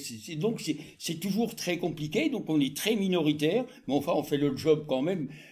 Moi je crois que ça m'a sorti d'une ornière, parce que c'est vrai qu'après quand Simone la loi passe, elle passe, mais en même temps elle passe parce qu'on a existé. Parce qu'il y a eu un rapport de force tel qu'à un moment donné, l'avortement ne pouvait plus être comme il est. Et donc, cette attirance à la littérature, mais aussi des causes, je dirais pas indéfendables, mais des causes provocantes, m'a toujours appartenu, encore maintenant. Je veux dire, même comme vieux, quand je vois l'État, comment dire, militariste ou fliqué qu'elle peut avoir notre société, ça m'emmerde. Quelque part, on a toujours été contre ça. J'ai fait mon service militaire, j'ai fait 3 mois de forteresse. Il y a eu plein de trucs, je veux dire, parce qu'on montait des comités de soldats, etc. Parce qu'on ne pouvait pas être d'accord avec ces anciens d'Algérie. On ne pouvait même pas être d'accord avec l'armée française, qui a perdu la guerre, a gagné la guerre de 14, qui a perdu la guerre de 40, qui a perdu celle de 70, qu'on a perdu l'Indochine, on a perdu l'Algérie. Mais enfin, c'est quoi ces militaires généraux qui veulent donner des des leçons de nationalisme ou de patriotisme. Mon père ou ses copains se sont jamais posé le problème d'une façon militaire. Ils se sont toujours posé le problème en tant que militants. Qu'est-ce qu'on peut faire? Comment on fait pour alimenter qu'il y a un sens du respect de l'humanité qui soit différent et porteur? C'est un peu ça aussi la section des retraités. C'est ce passage à un moment donné par rapport à des plus jeunes générations que la nôtre. Comment on transmet un message par rapport à la guerre de 40, mais aussi surtout la guerre d'Algérie qui a été très sensible. Moi, j'ai été dans la guerre 68 à Sochaux. C'est d'une violence quand même la seule de France qu'on parle peu, hein, parce qu'il y a 2 morts par balle et il y a quand même 156 blessés en 3 heures de temps d'affrontement. On peut pas imaginer ce genre de violence quand elle arrive, ça, comment dire, ça crée une solidarité de classe qui est difficile après. 68, c'est la lutte Après, Peugeot, il a compris, il n'y a plus de 68. Il n'y a que des répressions, la grève de 81, comme en parle tout à l'heure Nicolas. C'est ça, c'est de dire on va respirer un peu, on va se redonner un peu de temps. Et en fait, c'est un échec, mais c'est un échec dur. C'est 2 demandes de licenciement. Je dis pas Auroux était un mec bien, mais il a refusé 2 fois mon licenciement en 81. Je veux dire, c'est des choses qui sont pénibles familialement à vivre, hein. On retombe dans des années sombres de répression syndicale qui n'est jamais parlé publiquement. On ne parle pas de la répression syndicale. On ne parle pas qu'à un moment donné, il faut faire des procès au patron pour discrimination syndicale, pour simplement finir sa carrière professionnelle avec un CAP en étant devenir P3. Mais avant de devenir P3, il faut tirer 25 ans de chaîne. C'est ça le problème. C'est parce qu'on croit que c'est simple, mais prendre une carte à la CGT à une époque de l'usine, c'était quand même se retrouver en chaîne. Ils appelaient ça, la maîtrise appelait ça aller à la mine. Puisque tu veux pas comprendre, tu iras à la mine. Mais le goût de faire crever les autres, le goût d'humilier les autres, quand on enchaîne, c'est un système de domination qui est 4 fois multiplié, je veux dire, par rapport à ce qu'on peut connaître dans sa vie courante. On choisit pas son poste, on choisit pas la pièce qu'on va monter, on choisit pas l'itinéraire même pour aller à son poste, etc. Donc c'est une domination permanente avec des gens qui peuvent aggraver le cas, avec des postes de punition qui sont répartis de temps en temps et qu'on fait pas le boulot, soit on a fait grève, soit on a répondu au chef d'équipe, on est 15 jours dans un poste de punition, on peut plus se déplacer du tout, même pour aller au chiottes. Voilà, c'est un peu ça comme les contraintes. Et jamais, nulle part, sauf avec Michel Pialou, Stéphane Beau, etc., ces genres de choses ont été racontées dans la dimension humaine que ça peut prendre par rapport à sa forme. Comment qu'on ressort de là-dedans au niveau de l'intellect? Comment on peut imaginer des militants qui soient bien dans leur peau et prêts à toutes des initiatives révolutionnaires alors qu'on subit ça pendant 8 heures ou 9 heures par jour? C'est quand même des choix compliqués, je veux dire, de prendre une carte syndicale en sachant très bien qu'on allait choper les plus mauvais postes. Faut avoir une espèce de courage moral fort et très engagé. Et c'est ça qui se passe. Alors après, bien sûr, ça paraît tout simple. Le vieillissement, il arrive. On est content de partir en retraite. Vous savez, c'est des négociations, les retraites. Mais je voudrais dire une chose avant. La CGT n'avait pas pour vocation, jusqu'au moment où la retraite arrive à 60 ans. La retraite était à 65 ans, avant 81. Mitterrand la met à 60 ans. Bon, il y avait d'autres boîtes qui l'avaient déjà. Et on tombe dans un système où il y a beaucoup des boîtes commencent à être en difficulté, veulent se débarrasser des anciens. Donc, ça forme une cohésion. Et l'organisation syndicale en tant que telle n'a jamais réfléchi. 65 ans, on partait en retraite, les mecs étaient pratiquement tous calanchés avant d'arriver. Ils cotisaient quoi? Ils vivaient normalement pendant 2 ou 3 ans et ils décédaient. C'était ça la situation. Moi, j'ai plus connu de copains avec moi qui étaient vieillissants, qui sont morts à 62, 63, 64 ans. Même des gens qui tombaient à côté de nous sur les chaînes. Il fallait pas arrêter les chaînes, ils tiraient les corps pour que la chaîne continue. Il faut l'avoir vécu pour comprendre ce que c'est quand on intervient comme délégué ou qu'on dit non, on arrête la chaîne. Et tout ce que ça peut comporter humainement, je veux dire, avec des gens qui acceptent parce qu'ils savent pas, etc. Et donc la CGT a toujours été très fortement handicapée. C'est pas son rôle. Elle s'occupe des salariés, mais les vieux salariés, rien n'était réfléchi pour les prendre en compte. Or, nous, on sort une génération différentes. À 60 ans, des fois un peu avant, parce qu'il y a des négociations. À 58 ans, on commence à se faire convoquer par nos directions. À moi, ils me proposent 72 000 euros pour partir. À 58 ans, 72 000 euros cash, avec le droit au chômage ouvert jusqu'à mes 60 ans, voilà, pour se débarrasser. Donc, faut aussi, c'est compliqué de refuser 72 000 euros. C'est le prix d'un camping-car, bordel de merde, c'est pas si simple. Ben oui, on n'a jamais rien eu. Et faut dire non, il faut s'accrocher. Donc, on part à 60 ans. Mais on est très minoritaire à partir à 60 ans. Comme on est minoritaire dans l'usine en tant qu'encore militant CGT. Mais en même temps, c'est des combats par rapport à sa dignité, par rapport à l'honneur. Je dis pas l'honneur au rage, au désespoir, l'honneur en tant que tel, comme humain simplement. Quand on est humain, c'est comme quand on a un camp de déportation, il y a celui qui va lâcher et celui qui va continuer. Et nous, on est de la race de ceux qui continuent. Donc il n'y a pas de fleurs à s'envoyer, c'est notre façon de vivre, mais c'est aussi notre moyen sûrement de survivre. C'est aussi ce contact permanent avec Christiane. Moi, quand je suis devenu veuf, ma femme s'est fait écraser par un train. Et donc, toujours est-il que quand je suis devenu veuf, c'était pas tellement ma famille, c'était mes copains et mes copines qui m'ont fait à bouffer, qui m'ont pris en charge. Et ça, jamais on peut oublier ce genre de fraternité à un moment donné. C'est trop difficile d'en parler autrement. Sinon, les autres, ils disparaissent. Ça va mieux, ça y est, c'est passé, t'en trouvé une autre. Voilà, et là, ça tourne quand même. Mais ses copains et ses copines, la fiable et courageuse, et en même temps qui continuent à alimenter, parce qu'il faut bouffer, et en même temps continuent à être gentils et sympas. Et c'est ça l'important, c'est ça ce groupe ouvrier, comme il devrait être fait dans l'utopie, mais en même temps, il faut toujours tendre vers ça. Et puis la dernière chose que je voudrais dire, c'est ce goût de la culture qu'on n'a pas eu étant gosse. Il n'y a pas eu d'école de musique, il n'y a pas eu d'école de théâtre. Le droit de prendre la parole, c'est compliqué de prendre la parole. C'est pas si simple que ça. Moi, ma première prise de parole, j'ai 35 ans. Je veux dire, c'est pendant la grève de 81. Tellement qu'un technicien qui était secrétaire du syndicat parle mal des chaînes, à un moment donné, il me met en colère, et donc mes copains me poussent, et je fais la première prise de parole. Moi, il y en a 3000 devant, et c'est compliqué de prendre la parole devant 3000 personnes. C'est pas inné, là, hein. On tremble de tous les côtés, et puis après on s'affirme, et puis après on n'a plus peur de rien, parce qu'on s'en fout. Il peut plus rien nous arriver, à part le purgatoire, peut-être. Mais bon, ça encore. Mais il y a quand même toujours ce danger par rapport, à toujours essayer d'être meilleur. Ça veut dire que tout ce que tu n'as pas eu le droit, les musées, la peinture, la culture, la musique, etc., comment tu vas la dévorer, comment tu vas aller la croquer. Et là, tes moyens financiers de retraité t'empêchent de vivre normalement, parce que ça aussi, c'est une question de moyens. C'est pas si simple de me dire, il y a un beau concert à Paris, tiens, je joue la 9e symphonie à Paris. Ben merde, mais quoi, c'est 200 € plus ta place. C'est quand même pas si simple qu'on a des retraites à 1500 €, je veux dire, c'est quand même pas, voilà. Et donc, comment on fait pour jouer là-dessus, en continuant à amener, c'est ça la section de retraités, essayer d'emmener un contenu culturel à ces syndiqués qui sont encore plus pauvres culturellement que nous. Et pourtant, on est déjà des tâches. Hein.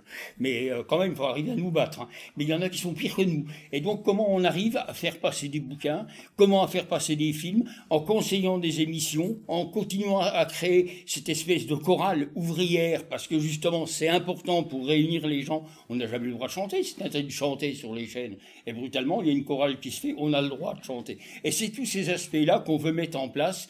C'est pas toujours facile. Il y a des engueulades, mais en même temps c'est plaisant parce que bon, ben voilà, ça fait 40 ans qu'on s'engueule, on va pas s'arrêter demain, quoi. C'est dommage. Voilà, c'est tout ce que j'ai à compléter par rapport à Nicolas. Moi, j'étais charmé de rencontrer Nicolas parce que après avoir fait beaucoup de trucs avec les groupes Evenkin et avec Pialou ou Muel, etc.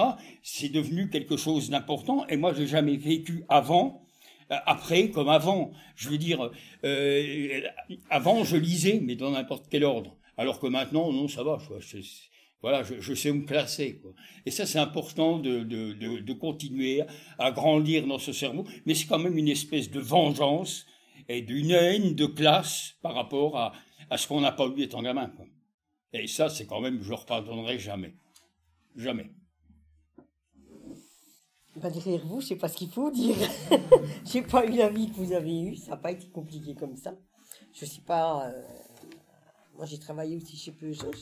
Je me suis syndiquée seulement en 89 après la grève. J'ai pas été engagée comme Christian, pas du tout. Là, j'ai pas eu du tout la vie. Là, derrière, on ne peut rien dire. Qu'est-ce que tu veux que je te dise? Là, franchement, c'est compliqué. Non, moi, j'ai une vie simple, beaucoup moins compliquée. Christian, c'est un battant, c'est quelqu'un de... J'aimerais bien que tu racontes comment tu arrives sur les chaînes. Comme j'arrive... Ah, ouais, parce que non, c'est là qu'il faut que tu racontes. Quand tu travailles un atelier entièrement féminin, brutalement en essayant de travailler de nuit, tu découvres une chaîne de montage. Oui, moi j'ai travaillé en garniture. J'ai travaillé en garniture, l'intérieur, les sièges, tout ça. C'était que des femmes, beaucoup de femmes. Et puis à 50 ans, quand ils ont fermé l'atelier, je me suis retrouvée en ligne, voilà, en chaîne. Et de nuit. Voilà, c'est impressionnant. Hein. La chaîne, ceux qui ne connaissent pas, moi je ne connaissais pas du tout. Je sortais le matin, j'étais saoule. Parce que de voir cette ligne qui tourne tout le temps, enfin qui fonctionne tout le temps, vous avez l'impression d'être... le matin, j'avais l'impression d'être saoule, d'avoir bu toute la nuit. Ça, c'est impressionnant. Hein. Vous ne pouvez pas bouger, vous ne pouvez pas... vous êtes coincé, vous êtes obligé de rester là. Hein. Il y a tant de temps pour faire la voiture. Si vous discutez un peu, après, il faut courir pour aller suivant ce que vous faites sur la voiture. Hein. Ça change. Par contre, ça, faut faire ça quand on a 20 ans, la ligne. Parce qu'après, c'est plus possible. Hein. Vous savez plus où vous en êtes. Toi, tu l'as fait jusqu'à la fin? Oui. Et en poste, la nuit? Oui. Mais c'était plus cool, la nuit, quand même. C'était plus cool, mais c'est plus là que tu dors bien, que tu as un bon sommeil. Là, je l'ai plus. non, c'est vrai qu'après, ça perturbe, mais c'était plus cool de travailler la nuit, t'as quand même moins de monde, c'est pas pareil. Mais le sommeil, non, là, c'est pas à faire à 50 ans. Faut le faire à 20 ans, peut-être. Autrement, là, il n'y a plus de sommeil. Vous savez, Peugeot, une usine, c'est différent, quand même. Faut être bien avec le chef, faut être... Si vous êtes une fille et que vous voulez de l'avancement, il faut vraiment être bien dans les petits papiers du chef. C'est comme partout, de toute façon. Si vous avez une carte, c'est vrai que c'est pas toujours facile. On peut se défendre sans avoir de carte, de toute façon. Moi, j'ai pas eu de carte. Je me suis toujours défendue. Hein. Après, ça dépend des personnes. Voilà. Moi, c'est à peu près tout ce que je peux vous dire, parce qu'ils ont tellement de choses. Moi, j'ai une vie beaucoup plus simple.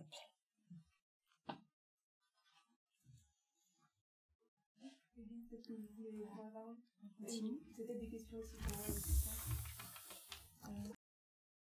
oui, j'ai des questions. Peut-être que je vais les poser au fil de la discussion, et comme ça, après, je vous laisserai un peu de temps aussi pour y répondre. Peut-être que, voilà, c'est vrai que moi, j'ai aussi fait une lecture du livre en m'attardant un peu plus sur les enjeux de genre, pour répondre aussi à la demande qui m'a été faite. Donc j'ai vraiment beaucoup apprécié la lecture de ce livre, et je me remercie d'ailleurs Marie, Donna et Aurore pour m'avoir proposé de discuter aujourd'hui. Donc moi, je suis pas spécialiste de militantisme, je le dis dès maintenant, ni même du monde ouvrier. Et de vieillissement non plus, parce que j'ai travaillé plutôt sur les jeunes femmes de classe populaire, plutôt dans des métiers de service, et du coup très majoritairement aussi non syndiqués. Mais du coup voilà, j'ai aussi lu ce livre en prêtant attention aux questions de rapport de genre dans les classes populaires. Du coup voilà, j'ai plein de questions autour de ça, parce que je trouve qu'il y a une vraie richesse aussi de l'analyse de ces rapports de genre dans le livre, et pas seulement dans le chapitre 3 qui est consacré justement aux copines. On retrouve en fait ces questions-là à la fois sur les inégalités femmes-hommes, mais aussi une discussion sur les hétérogénéités des masculinités, des féminités, tout au long de l'ouvrage. Alors, comme Nicolas l'a bien dit, c'est vrai que ce livre, il permet vraiment de déconstruire beaucoup de prénotions sur les retraités. L'inactivité, le repli sur soi, l'isolement avec une vision un peu misérabiliste, ou au contraire la question de l'aisance matérielle qu'auraient aujourd'hui les retraités. Et je trouvais aussi que ça déconstruisait bien le conservatisme supposé des anciennes générations en termes de genre, et en particulier quand on parle de classe populaire, où on voit ici justement il y a un rapport mobilisé au genre, et puis des idées féministes, même si l'étiquette féministe n'est pas forcément revendiquée comme telle. Et puis ça permet aussi dans un contexte où alors, les retraités du monde ouvrier peuvent faire l'objet d'un regard misérabiliste, c'est encore plus le cas aussi pour les femmes. Et là, on voit aussi voilà, que ces femmes ont aussi des marges de manœuvre et qu'elles ne sont pas complètement dominées. Donc du coup, le premier point moi, qui m'a beaucoup intéressée, c'est celui justement de la pluralité des féminités et l'existence d'un ce que Nicolas appelle un féminisme par le bas.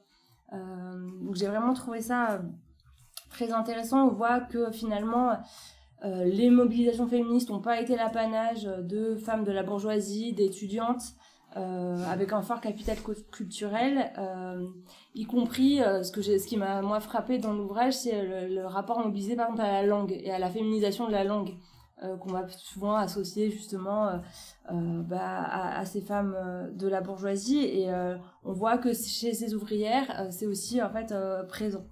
L'accès au permis que tu as souligné aussi dans la présentation. Et puis il y a des figures d'une forme de virilité au féminin qui sont présentées. Alors il y a la figure de la gueularde, et puis il y a aussi la figure de la sauvage, donc qui est mobilisée par Christiane, qui montre aussi justement que cette culture ouvrière qui va être empreinte de formes de virilisme, elle peut aussi être appropriée par des femmes, alors que a priori, alors ça c'est des travaux de Beverly Skeggs par exemple qui l'ont mis en évidence, on pourrait penser qu'elle serait plutôt hostile pour ces femmes de classe populaire, qui doivent aussi faire avec l'injonction à la respectabilité qui leur est faite. Et là, on voit en fait aussi comment le militantisme permet de mettre à distance cette injonction. Donc ça, c'est ce que j'ai aussi trouvé frappant, c'est qu'elle s'est mise à distance, y compris dans un contexte où l'usine et le syndicat sont majoritairement masculinisés. Donc là, ça, c'est un peu, voilà, on voit une différence avec les travaux, par exemple, d'Ève Meuret-Canfort sur les Chantelles ou de Fanny Gallo, où là, en fait, on a des usines qui sont très majoritairement féminisées. Là, on voit aussi que les femmes arrivent à investir le syndicat dans un contexte aussi où l'usine est majoritairement masculine. Donc là, on voit aussi bien comment certains traits de la féminité respectable, alors, que ce soit à travers l'investissement dans la sphère domestique, des questions de douceur, de probité aussi. On voit que les ouvrières parlent de sexualité relativement librement, vont être tenues à distance par ces femmes, alors qui bien sûr sont minoritaires, mais qui montrent quand même en fait qu'il y a une mise à distance en fait de l'ordre du genre dans les groupes ouvriers. Ce qui m'a frappé aussi, c'est que quand tu mobilises la question de la virilité au féminin, tu fais référence aux travaux de Christelle Avril en particulier, donc qui elle parle des aides à domicile qui dans le cadre de leur travail vont mettre à distance un peu les injonctions à la sollicitude envers les personnes âgées et au contraire investir plutôt les dimensions corporelles, physiques. Mais en fait, dans le cadre des aides à domicile de Christelle Avril, cette virilité au féminin, elle passe par la mise à distance justement de certaines normes de l'éthique du care dans la sphère professionnelle, alors que dans la sphère familiale, ces aides à domicile, au contraire, elles vont être très sollicitées en fait justement par leurs proches, ça va contraindre leur mobilité et elles vont beaucoup s'investir en fait pour leur famille, pour leurs enfants.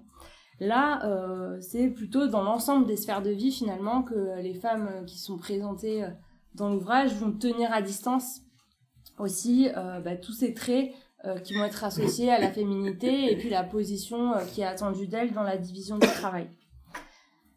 Donc voilà, ça j'ai trouvé que c'était aussi une forme d'originalité et aussi que ça rappelle, ça montre bien que c'est encore à montrer que culture ouvrière et féminisme ne sont pas en fait incompatibles. Donc cette contestation de la division sexuée du travail dans l'ouvrage, elle se fait à plusieurs niveaux. Elle se fait d'abord au niveau individuel. Donc on voit qu'il y a des aspirations pour soi qui sont partagées par les femmes de l'enquête, aspirations pour soi qui ont été mises en évidence aussi dans des travaux récents sur les classes populaires, où en particulier je pense aux travaux d'Olivier Schwartz ou à l'enquête d'Olivier Masclé. Où en fait justement il y a cette revendication de sociabilité, de temps pour soi, d'activité de loisirs, d'activité culturelle dans les classes populaires. On voit que même si aujourd'hui peut-être que c'est plus présent, finalement c'est pas ancien. ce phénomène-là, puisque certaines femmes ont déjà pu investir en fait ces aspirations pour soi auparavant. On voit bien alors le rôle de la fécondité, mais donc vous avez bien parlé aussi dans la défense de la maîtrise de la fécondité, dans la défense de ces aspirations pour soi. Et c'est aussi ce qui fait que ces femmes, elles sont hors normes en fait dans leur génération, comme tu l'as bien dit par rapport au permis. Ça interroge finalement cette anormalité aussi sur la dimension socialisatrice des engagements militants. Voir dans quelle mesure aussi, y compris dans des mouvements qui ne vont pas forcément se revendiquer comme féministes a priori, ça va permettre de développer aussi un rapport mobilisé au genre. Qui peut, alors même si dans le cas de Christiane, ce qu'on voit dans le livre, et je pense que peut-être Christiane pourra en parler, ça précède quand même l'engagement militant. Cette mise à distance justement aussi des assignations genrées un peu traditionnelles. Alors on peut retrouver aussi dans l'ouvrage, parfois dans le rôle de certaines mères qui vont participer à la socialisation de leurs filles, les liens aussi interclassistes que vous avez bien souligné, qui peuvent se retrouver parfois dans les sociabilités de voisinage. Mais en tout cas, ça interroge aussi sur cette place du syndicat dans la mise à distance de l'ordre du genre. Alors du coup, c'est aussi une question que je me suis posée. Nicolas pointe bien le rôle de l'injustice vécue aussi dans la mobilisation, et je me demandais si le sexisme pouvait aussi, vécu par exemple au sein de l'usine, jouer dans la volonté de s'engager à l'intérieur du syndicat. Alors ce qui est bien, c'est que le sexisme n'est pas du tout tu en fait dans l'ouvrage. Alors il y a l'expression parc à moule qui est là pour qualifier les ateliers qui sont les plus féminisés. Donc je suppose qu'il y avait ces rappels aussi à l'ordre du genre qui étaient assez présents au sein de l'usine. Et justement, voilà, je me demandais si ça agissait plutôt comme un moteur finalement vers l'engagement, ou au contraire si ça pouvait pas aussi parfois être un frein, puisque ce qu'on voit bien, c'est aussi le rôle des quotas dans cet engagement, et y compris Christian qui explique dans le livre s'être battu aussi pour ces quotas. Sans doute qu'il y avait aussi des résistances en fait, c'est sûr qu'il y avait des résistances, donc voir dans quelle mesure en fait finalement le sexisme vécu au sein de l'usine allait plutôt on a privilégié en fait cet engagement, au contraire être un ce qui est aussi assez marquant, c'est que on voit que cette mise à distance de l'ordre du genre elle est coûteuse aussi pour ces femmes, et ça peut aussi permettre d'interroger le rôle du syndicat dans l'atténuation aussi de ces coûts qui sont des coûts personnels mais aussi des coûts professionnels. Alors sur le plan personnel, j'ai trouvé assez intéressant en fait, on voit en fait que pour ces femmes, le fait de s'engager pour la sphère syndicale, de faire valoir justement ses aspirations pour soi, c'est aussi parfois renoncer parfois à une vie conjugale, quand on sait aussi que le couple hétérosexuel dans les classes populaires, c'est aussi un important facteur de stabilisation matérielle, donc c'est aussi peut-être s'exposer à des formes de précarisation.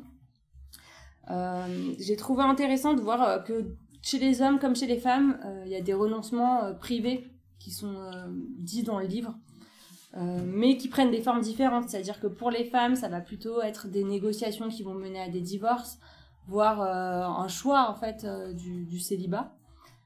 Alors que pour les hommes, on voit bien des regrets autour du militantisme qui peut parfois gâcher la vie de famille, mais il y a quand même cette vie de famille. Donc les renoncements sont pas exactement les mêmes, et puis du coup ça rappelle bien aussi que le militantisme souvent repose sur une organisation du travail qui va être genrée au sein du ménage.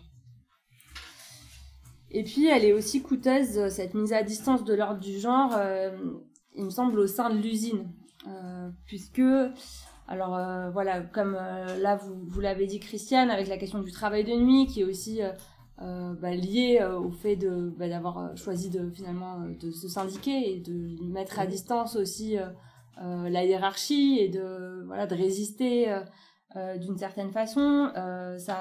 Les femmes, sachant qu'elles sont souvent dans des postes d'OS, ça empêche en fait toute possibilité aussi d'avancement professionnel. Donc voilà, ces coûts aussi se retrouvent de ce point de vue-là.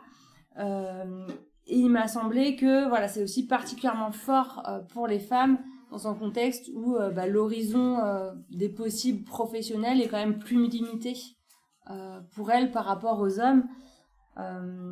Et ça se retrouve aussi dans l'investissement en fait qu'elles peuvent faire de leur travail. La pratique de la perruque, de la pinaille, en fait, ça va être majoritairement des hommes, enfin peut-être tel que c'est décrit dans l'ouvrage.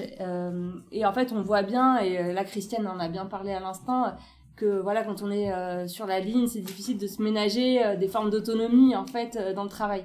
Donc il y a pas le même rapport qui peut se développer finalement au travail dans le contexte de usinier. Mais voilà, quand même, il y a des moments. Alors on voit aussi d'ailleurs à un moment un passage où Christiane dit que voilà, arriver à l'atelier, c'était aussi une forme d'émancipation, c'était aussi une forme de liberté. Il y a quand même des investissements positifs de l'activité salariée. Justement, après, si vous pouvez peut-être développer, voilà, qu'est-ce qui était finalement valorisé à l'usine. Est-ce que c'est les sociabilités entre femmes? Est-ce que c'est... je sais pas, mais oui, oui. Entre femmes, puis c'est notre liberté, c'est différent. Moi, j'ai travaillé dans le commerce avant 5 ans. Quand on arrive dans l'usine, c'est complètement différent. Vous êtes plus libre pour faire votre travail. Suivant le poste que vous occupez, c'est pas du tout pareil. Je sais pas comment vous expliquer. Mais ça reste des bons souvenirs quand même. Il y avait des choses. C'est dur, mais bon, après, il faut prendre. Il y a quand même les amitiés, il y a plein de choses qu'on fait. Il y a des fêtes. Oui, il y a les sorties autour du travail. Oui, aussi, il y a des choses qui se font différemment. Et puis, un point que j'ai trouvé aussi intéressant, c'est que la contestation de l'ordre du genre, elle se fait à l'échelle individuelle, mais aussi du coup à l'échelle collective, à travers l'engagement syndical. Alors du coup, dans le cas de Christiane, on voit bien que c'est aussi la grève de 89 qui a mobilisé, enfin qui a incité à cet engagement et qui favorise aussi l'émergence d'un nous féminin. Donc voilà, même si d'ailleurs les travaux de Daniel Kergouet sont aussi mentionnés dans l'ouvrage, a priori les collectifs de femmes en raison de stéréotypes vont pas être forcément favorables en fait à l'émergence de ce nous féminin. Et là on voit comment aussi la politisation dans le cadre de mouvements syndicaux permet l'émergence de ce nous avec des intérêts communs partagés. D'ailleurs il y a un autre point par rapport à ça que j'ai trouvé intéressant, c'est que c'est souvent les sociabilités féminines, alors que ce soit les sociabilités entre collègues ou dans le voisinage, qui vont motiver parfois certaines entrées de femmes dans le syndicat, qui vont aussi inciter à s'engager syndicalement.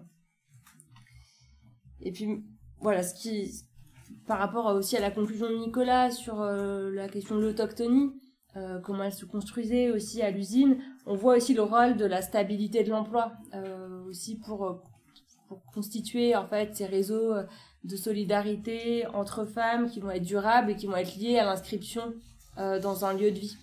Donc ça c'est aussi un élément important pour comprendre dans quelles conditions en fait peut se faire cette mobilisation collective. Voilà. Et puisque autre point que j'ai trouvé intéressant, c'est que les rapports de domination, y compris au sein du syndicat, en fait, sont pas passés sous silence. On voit vraiment que ce soit pour la question des quotas où il y a de la difficulté en fait à asseoir ces quotas. On le retrouve aussi dans finalement l'écriture, la description des mobilisations où on voit qu'il y a une dimension très virile aussi derrière les qualités qui sont reconnues d'un militant ou d'une militante. Alors ça ne veut pas dire que les femmes peuvent pas endosser aussi ces formes de virilité, mais c'est avant tout des formes d'engagement corporel importants, Il y a la question de la voix, du sommeil, la gestion du sommeil, où voilà, Nicolas parlait aussi des difficultés que lui-même a pu expérimenter, voilà, confronté à voilà cette intensité finalement dans les mobilisations physiques. Et du coup, voilà, on se demande aussi dans quelle mesure les femmes peuvent endosser en fait ces figures qui sont des figures voilà, viriles. Et puis, est-ce qu'elles cherchent parfois à déplacer un peu les frontières de la division du travail au sein du syndicat? Alors en particulier sur ce qui est des simples militants, comme Nicolas l'a souligné, est-ce que parfois, voilà, elles cherchent à s'approprier certaines tâches, par exemple, qui sont revendiquées avant tout par les hommes? Alors on voit bien le rôle de l'humour aussi dans le livre, en particulier sur les prises de parole, par exemple. Les femmes disent parfois, voilà, tu parles trop, mais voilà, comment est-ce qu'elles font aussi pour faire leur place finalement, au-delà du fait, au-delà des quotas finalement, pour s'inscrire dans le syndicat. Voilà. Et puis en fait, bon, sur la fin, on voit le cas d'Aurore, par exemple, aussi, qui prend la parole. Alors, au départ, à l'occasion de la journée du 8 mars, et puis après, qui reprend la parole. Et ça m'a amené aussi à... Est-ce que, en fait, selon vous, il y a une évolution aussi dans le temps? Oui. Est-ce que les femmes prennent de plus en plus de place, finalement, dans le syndicat? Je sais pas, mais oui. Puis elles prennent de l'assurance. Si, oui. Après, c'est la pratique. Avec le temps, elles arrivent à s'imposer un peu plus aussi. Ça dépend des personnes. Il y en a qui s'imposent directement, syndicat ou pas syndicat, moi, je trouve. C'était ma question suivante aussi, justement. Est-ce qu'en vieillissant, finalement, c'est plus facile aussi de prendre de la place dans le syndicat ou pas? En particulier en tant que femme Ça dépend des... Non, moi je trouve que ça dépend du caractère. Si les gens sont... Dès le départ, c'est quelqu'un qui a du caractère, qui est ferme. Elle en aura peut-être plus en vieillissant, mais autrement, moi je... Et pour vous, ça a toujours été relativement facile de... De prendre la parole. Non, j'ai du mal, moi, à prendre la parole. Non, j'aime pas ça du tout. Non, mais dans le syndicat, je me débrouiller. Oui, si j'ai des soucis, moi j'ai pas eu... Si, tu me dis oui. Mais ça, j'ai horreur de prendre la parole. Ils le savent, c'est pour ça qu'ils m'ont... J'arrête de vous embêter. Non, mais je crois qu'il y a un truc important dans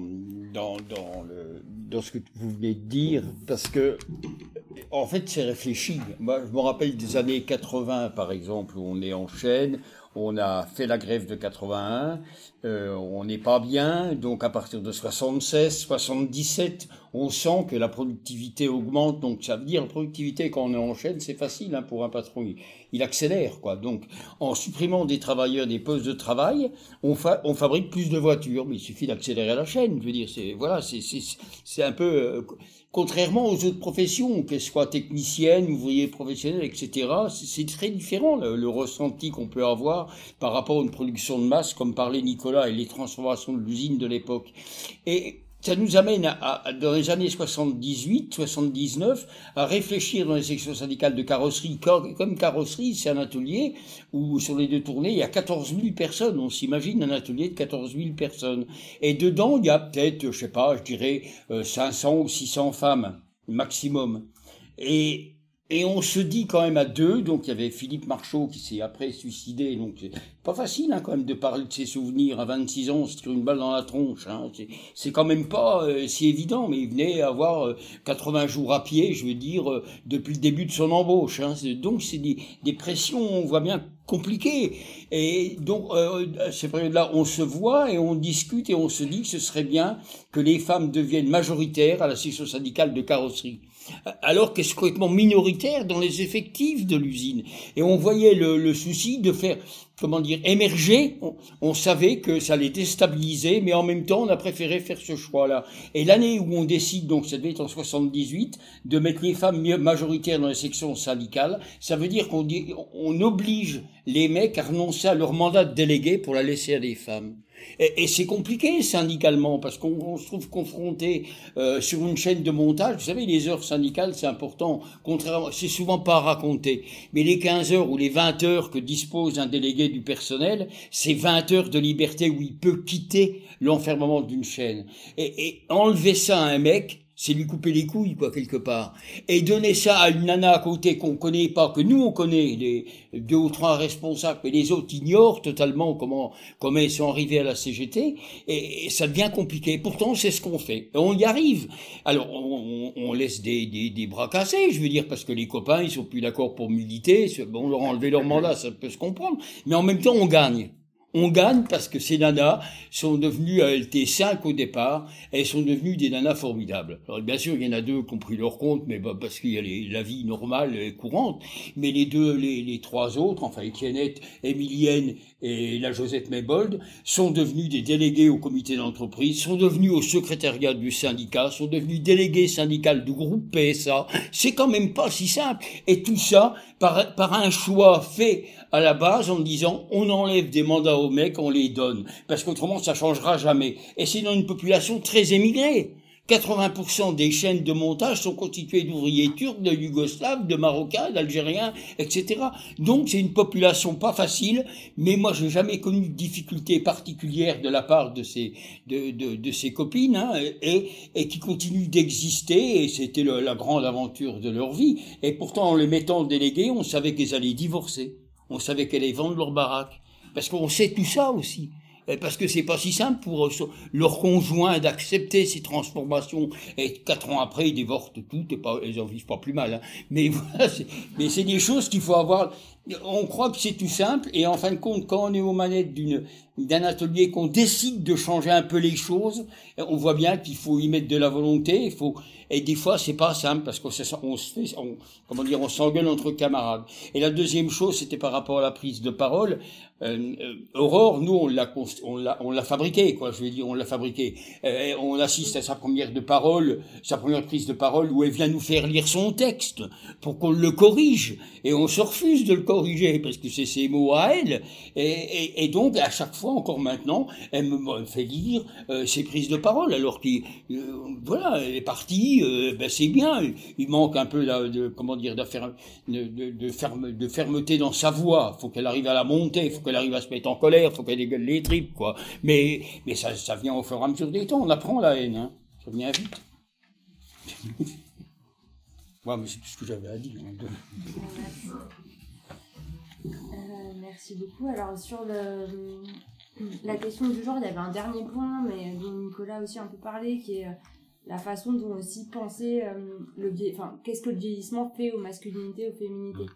Et moi, j'ai vraiment trouvé intéressant la question des relations de care, où en fait, les hommes prennent aussi part à ce travail de care, qui est traditionnellement plutôt assimilé, en fait, associé aux femmes.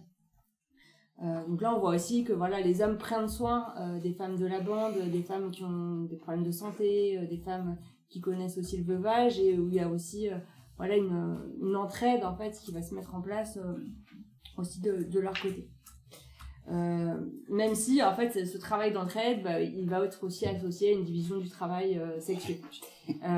Voilà, par exemple dans le garage de Christian, il y a peu de femmes, mais voilà, ça va aussi être la continuité finalement d'une socialisation genrée qui va perdurer au fil du vieillissement.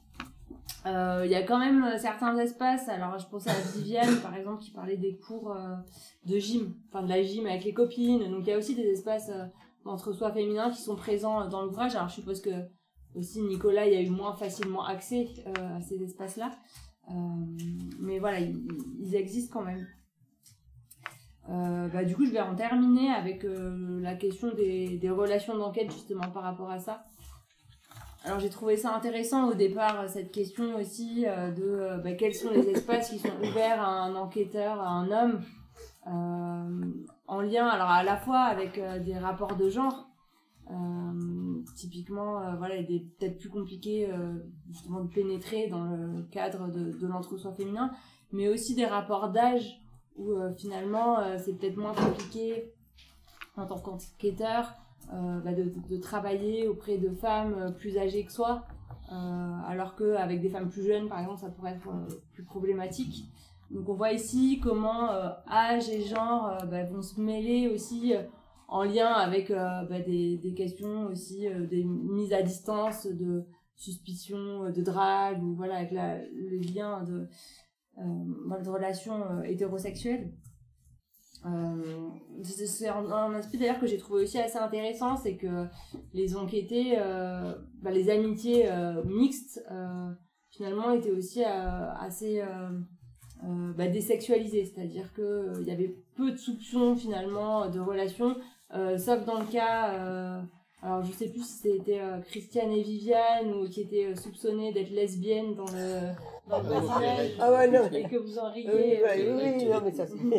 Mais du coup voilà, mais il y a en tout cas une mise à distance de ça aussi, des on-dit sur les potentielles relations amoureuses ou sexuelles en fait dans un groupe d'amis où finalement c'est des solidarités amicales qui vont dominer à un âge aussi où, mais ça tu l'as bien dit, les enfants prennent moins de place et où parfois il y a des séparations, des décès de conjoints, ce qui fait que on a davantage aussi de temps pour investir cette solidarité amicale d'un point de vue matériel.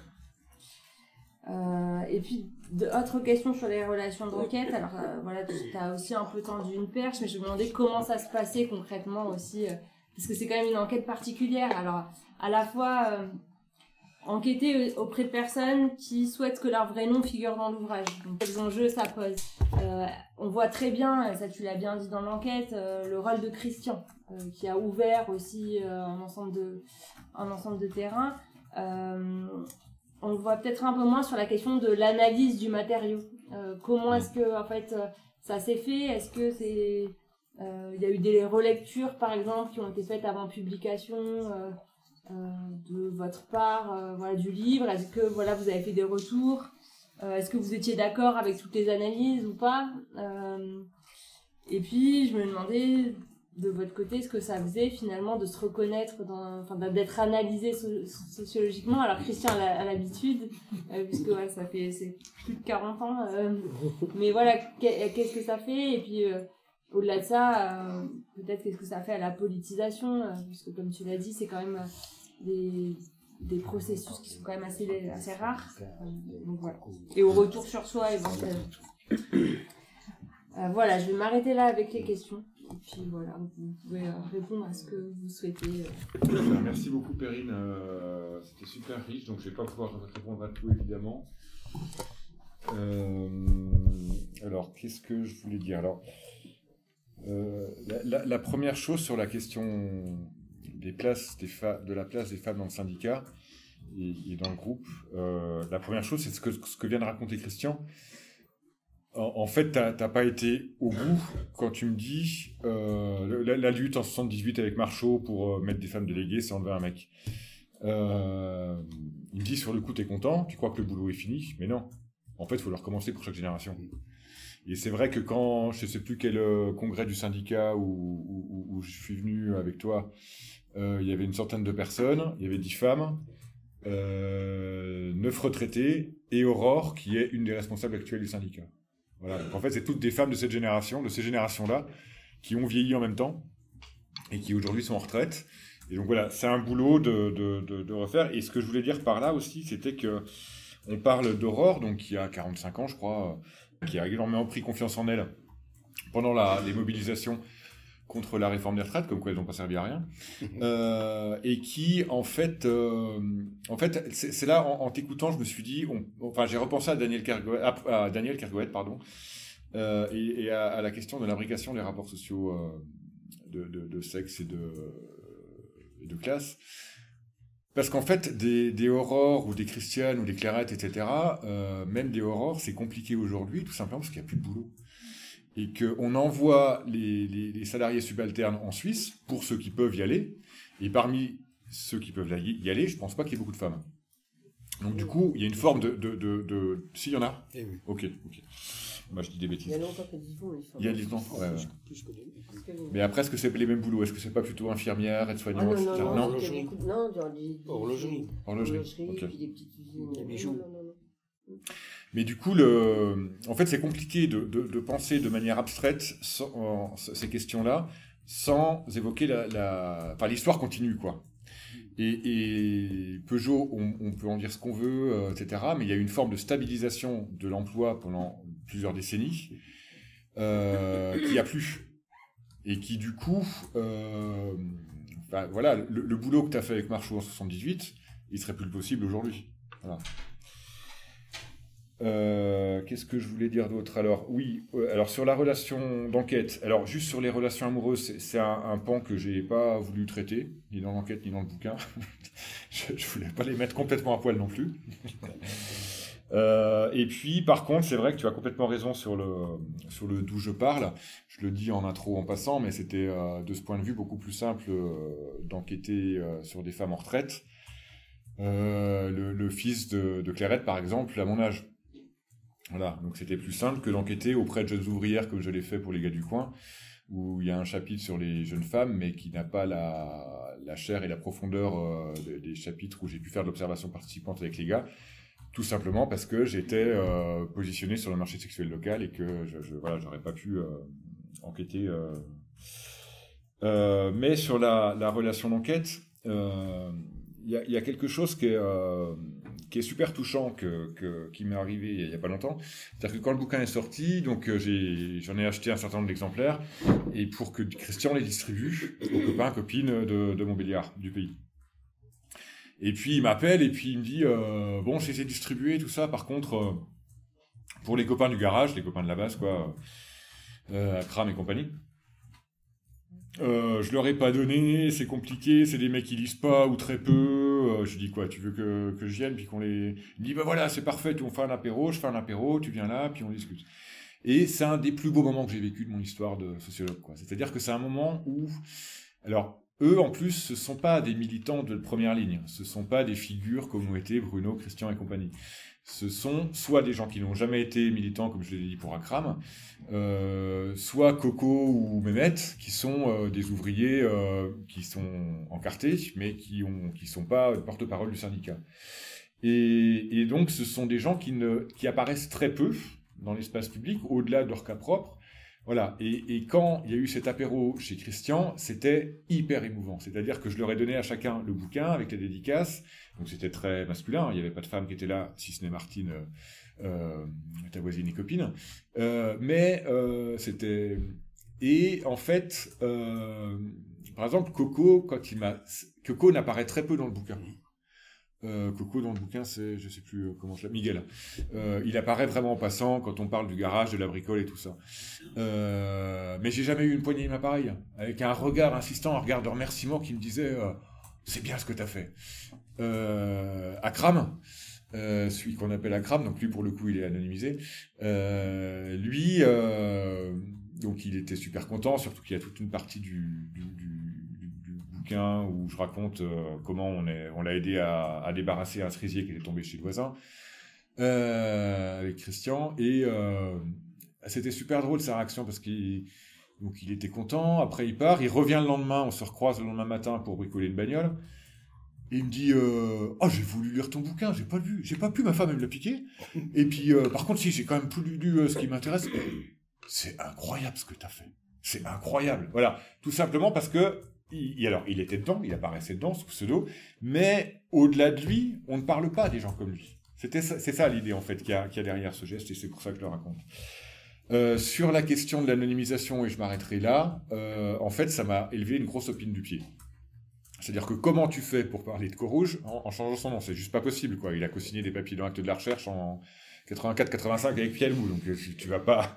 Bruno Le Maire, c'est pareil. Bruno, il a été concurrent de Martinez à un moment donné au sein de la CGT, dans une fédération, donc bon, c'était pas possible. Et puis après, quel sens ça avait? En fait, c'est le sens de l'anonymisation. L'anonymisation, on le fait pour protéger les enquêtés, pour qu'ils soient pas embêtés par les journalistes, etc. Bon, dans les faits, dans les enquêtes ethnographiques, dans le réseau d'interconnaissance des enquêtés, ils sont toujours plus ou moins reconnus, sauf quand on change vraiment des données biographiques, etc. Là, ça n'avait pas vraiment de sens. D'une part, parce que ces personnes sont connues, donc changer leur nom n'aurait rien changé. Et puis, c'est ce que je dis dans l'introduction, c'est aussi une forme d'hommage que je voulais leur rendre. C'est-à-dire que, voilà, je parle à un moment parce que il y a toute cette histoire qu'on a racontée aujourd'hui avec depuis les groupes Medvedkin, depuis 68 et tout ça, parce que ça a été la plus grande usine de France. Je parle de diamant de la classe ouvrière. Alors c'est pas pour faire briller Christian plus qu'il ne brille, mais et les autres, mais c'est pour dire que j'ai bien conscience d'avoir eu accès à une population très particulière, à des militants très singuliers qui continuent le combat et qui ont été voilà.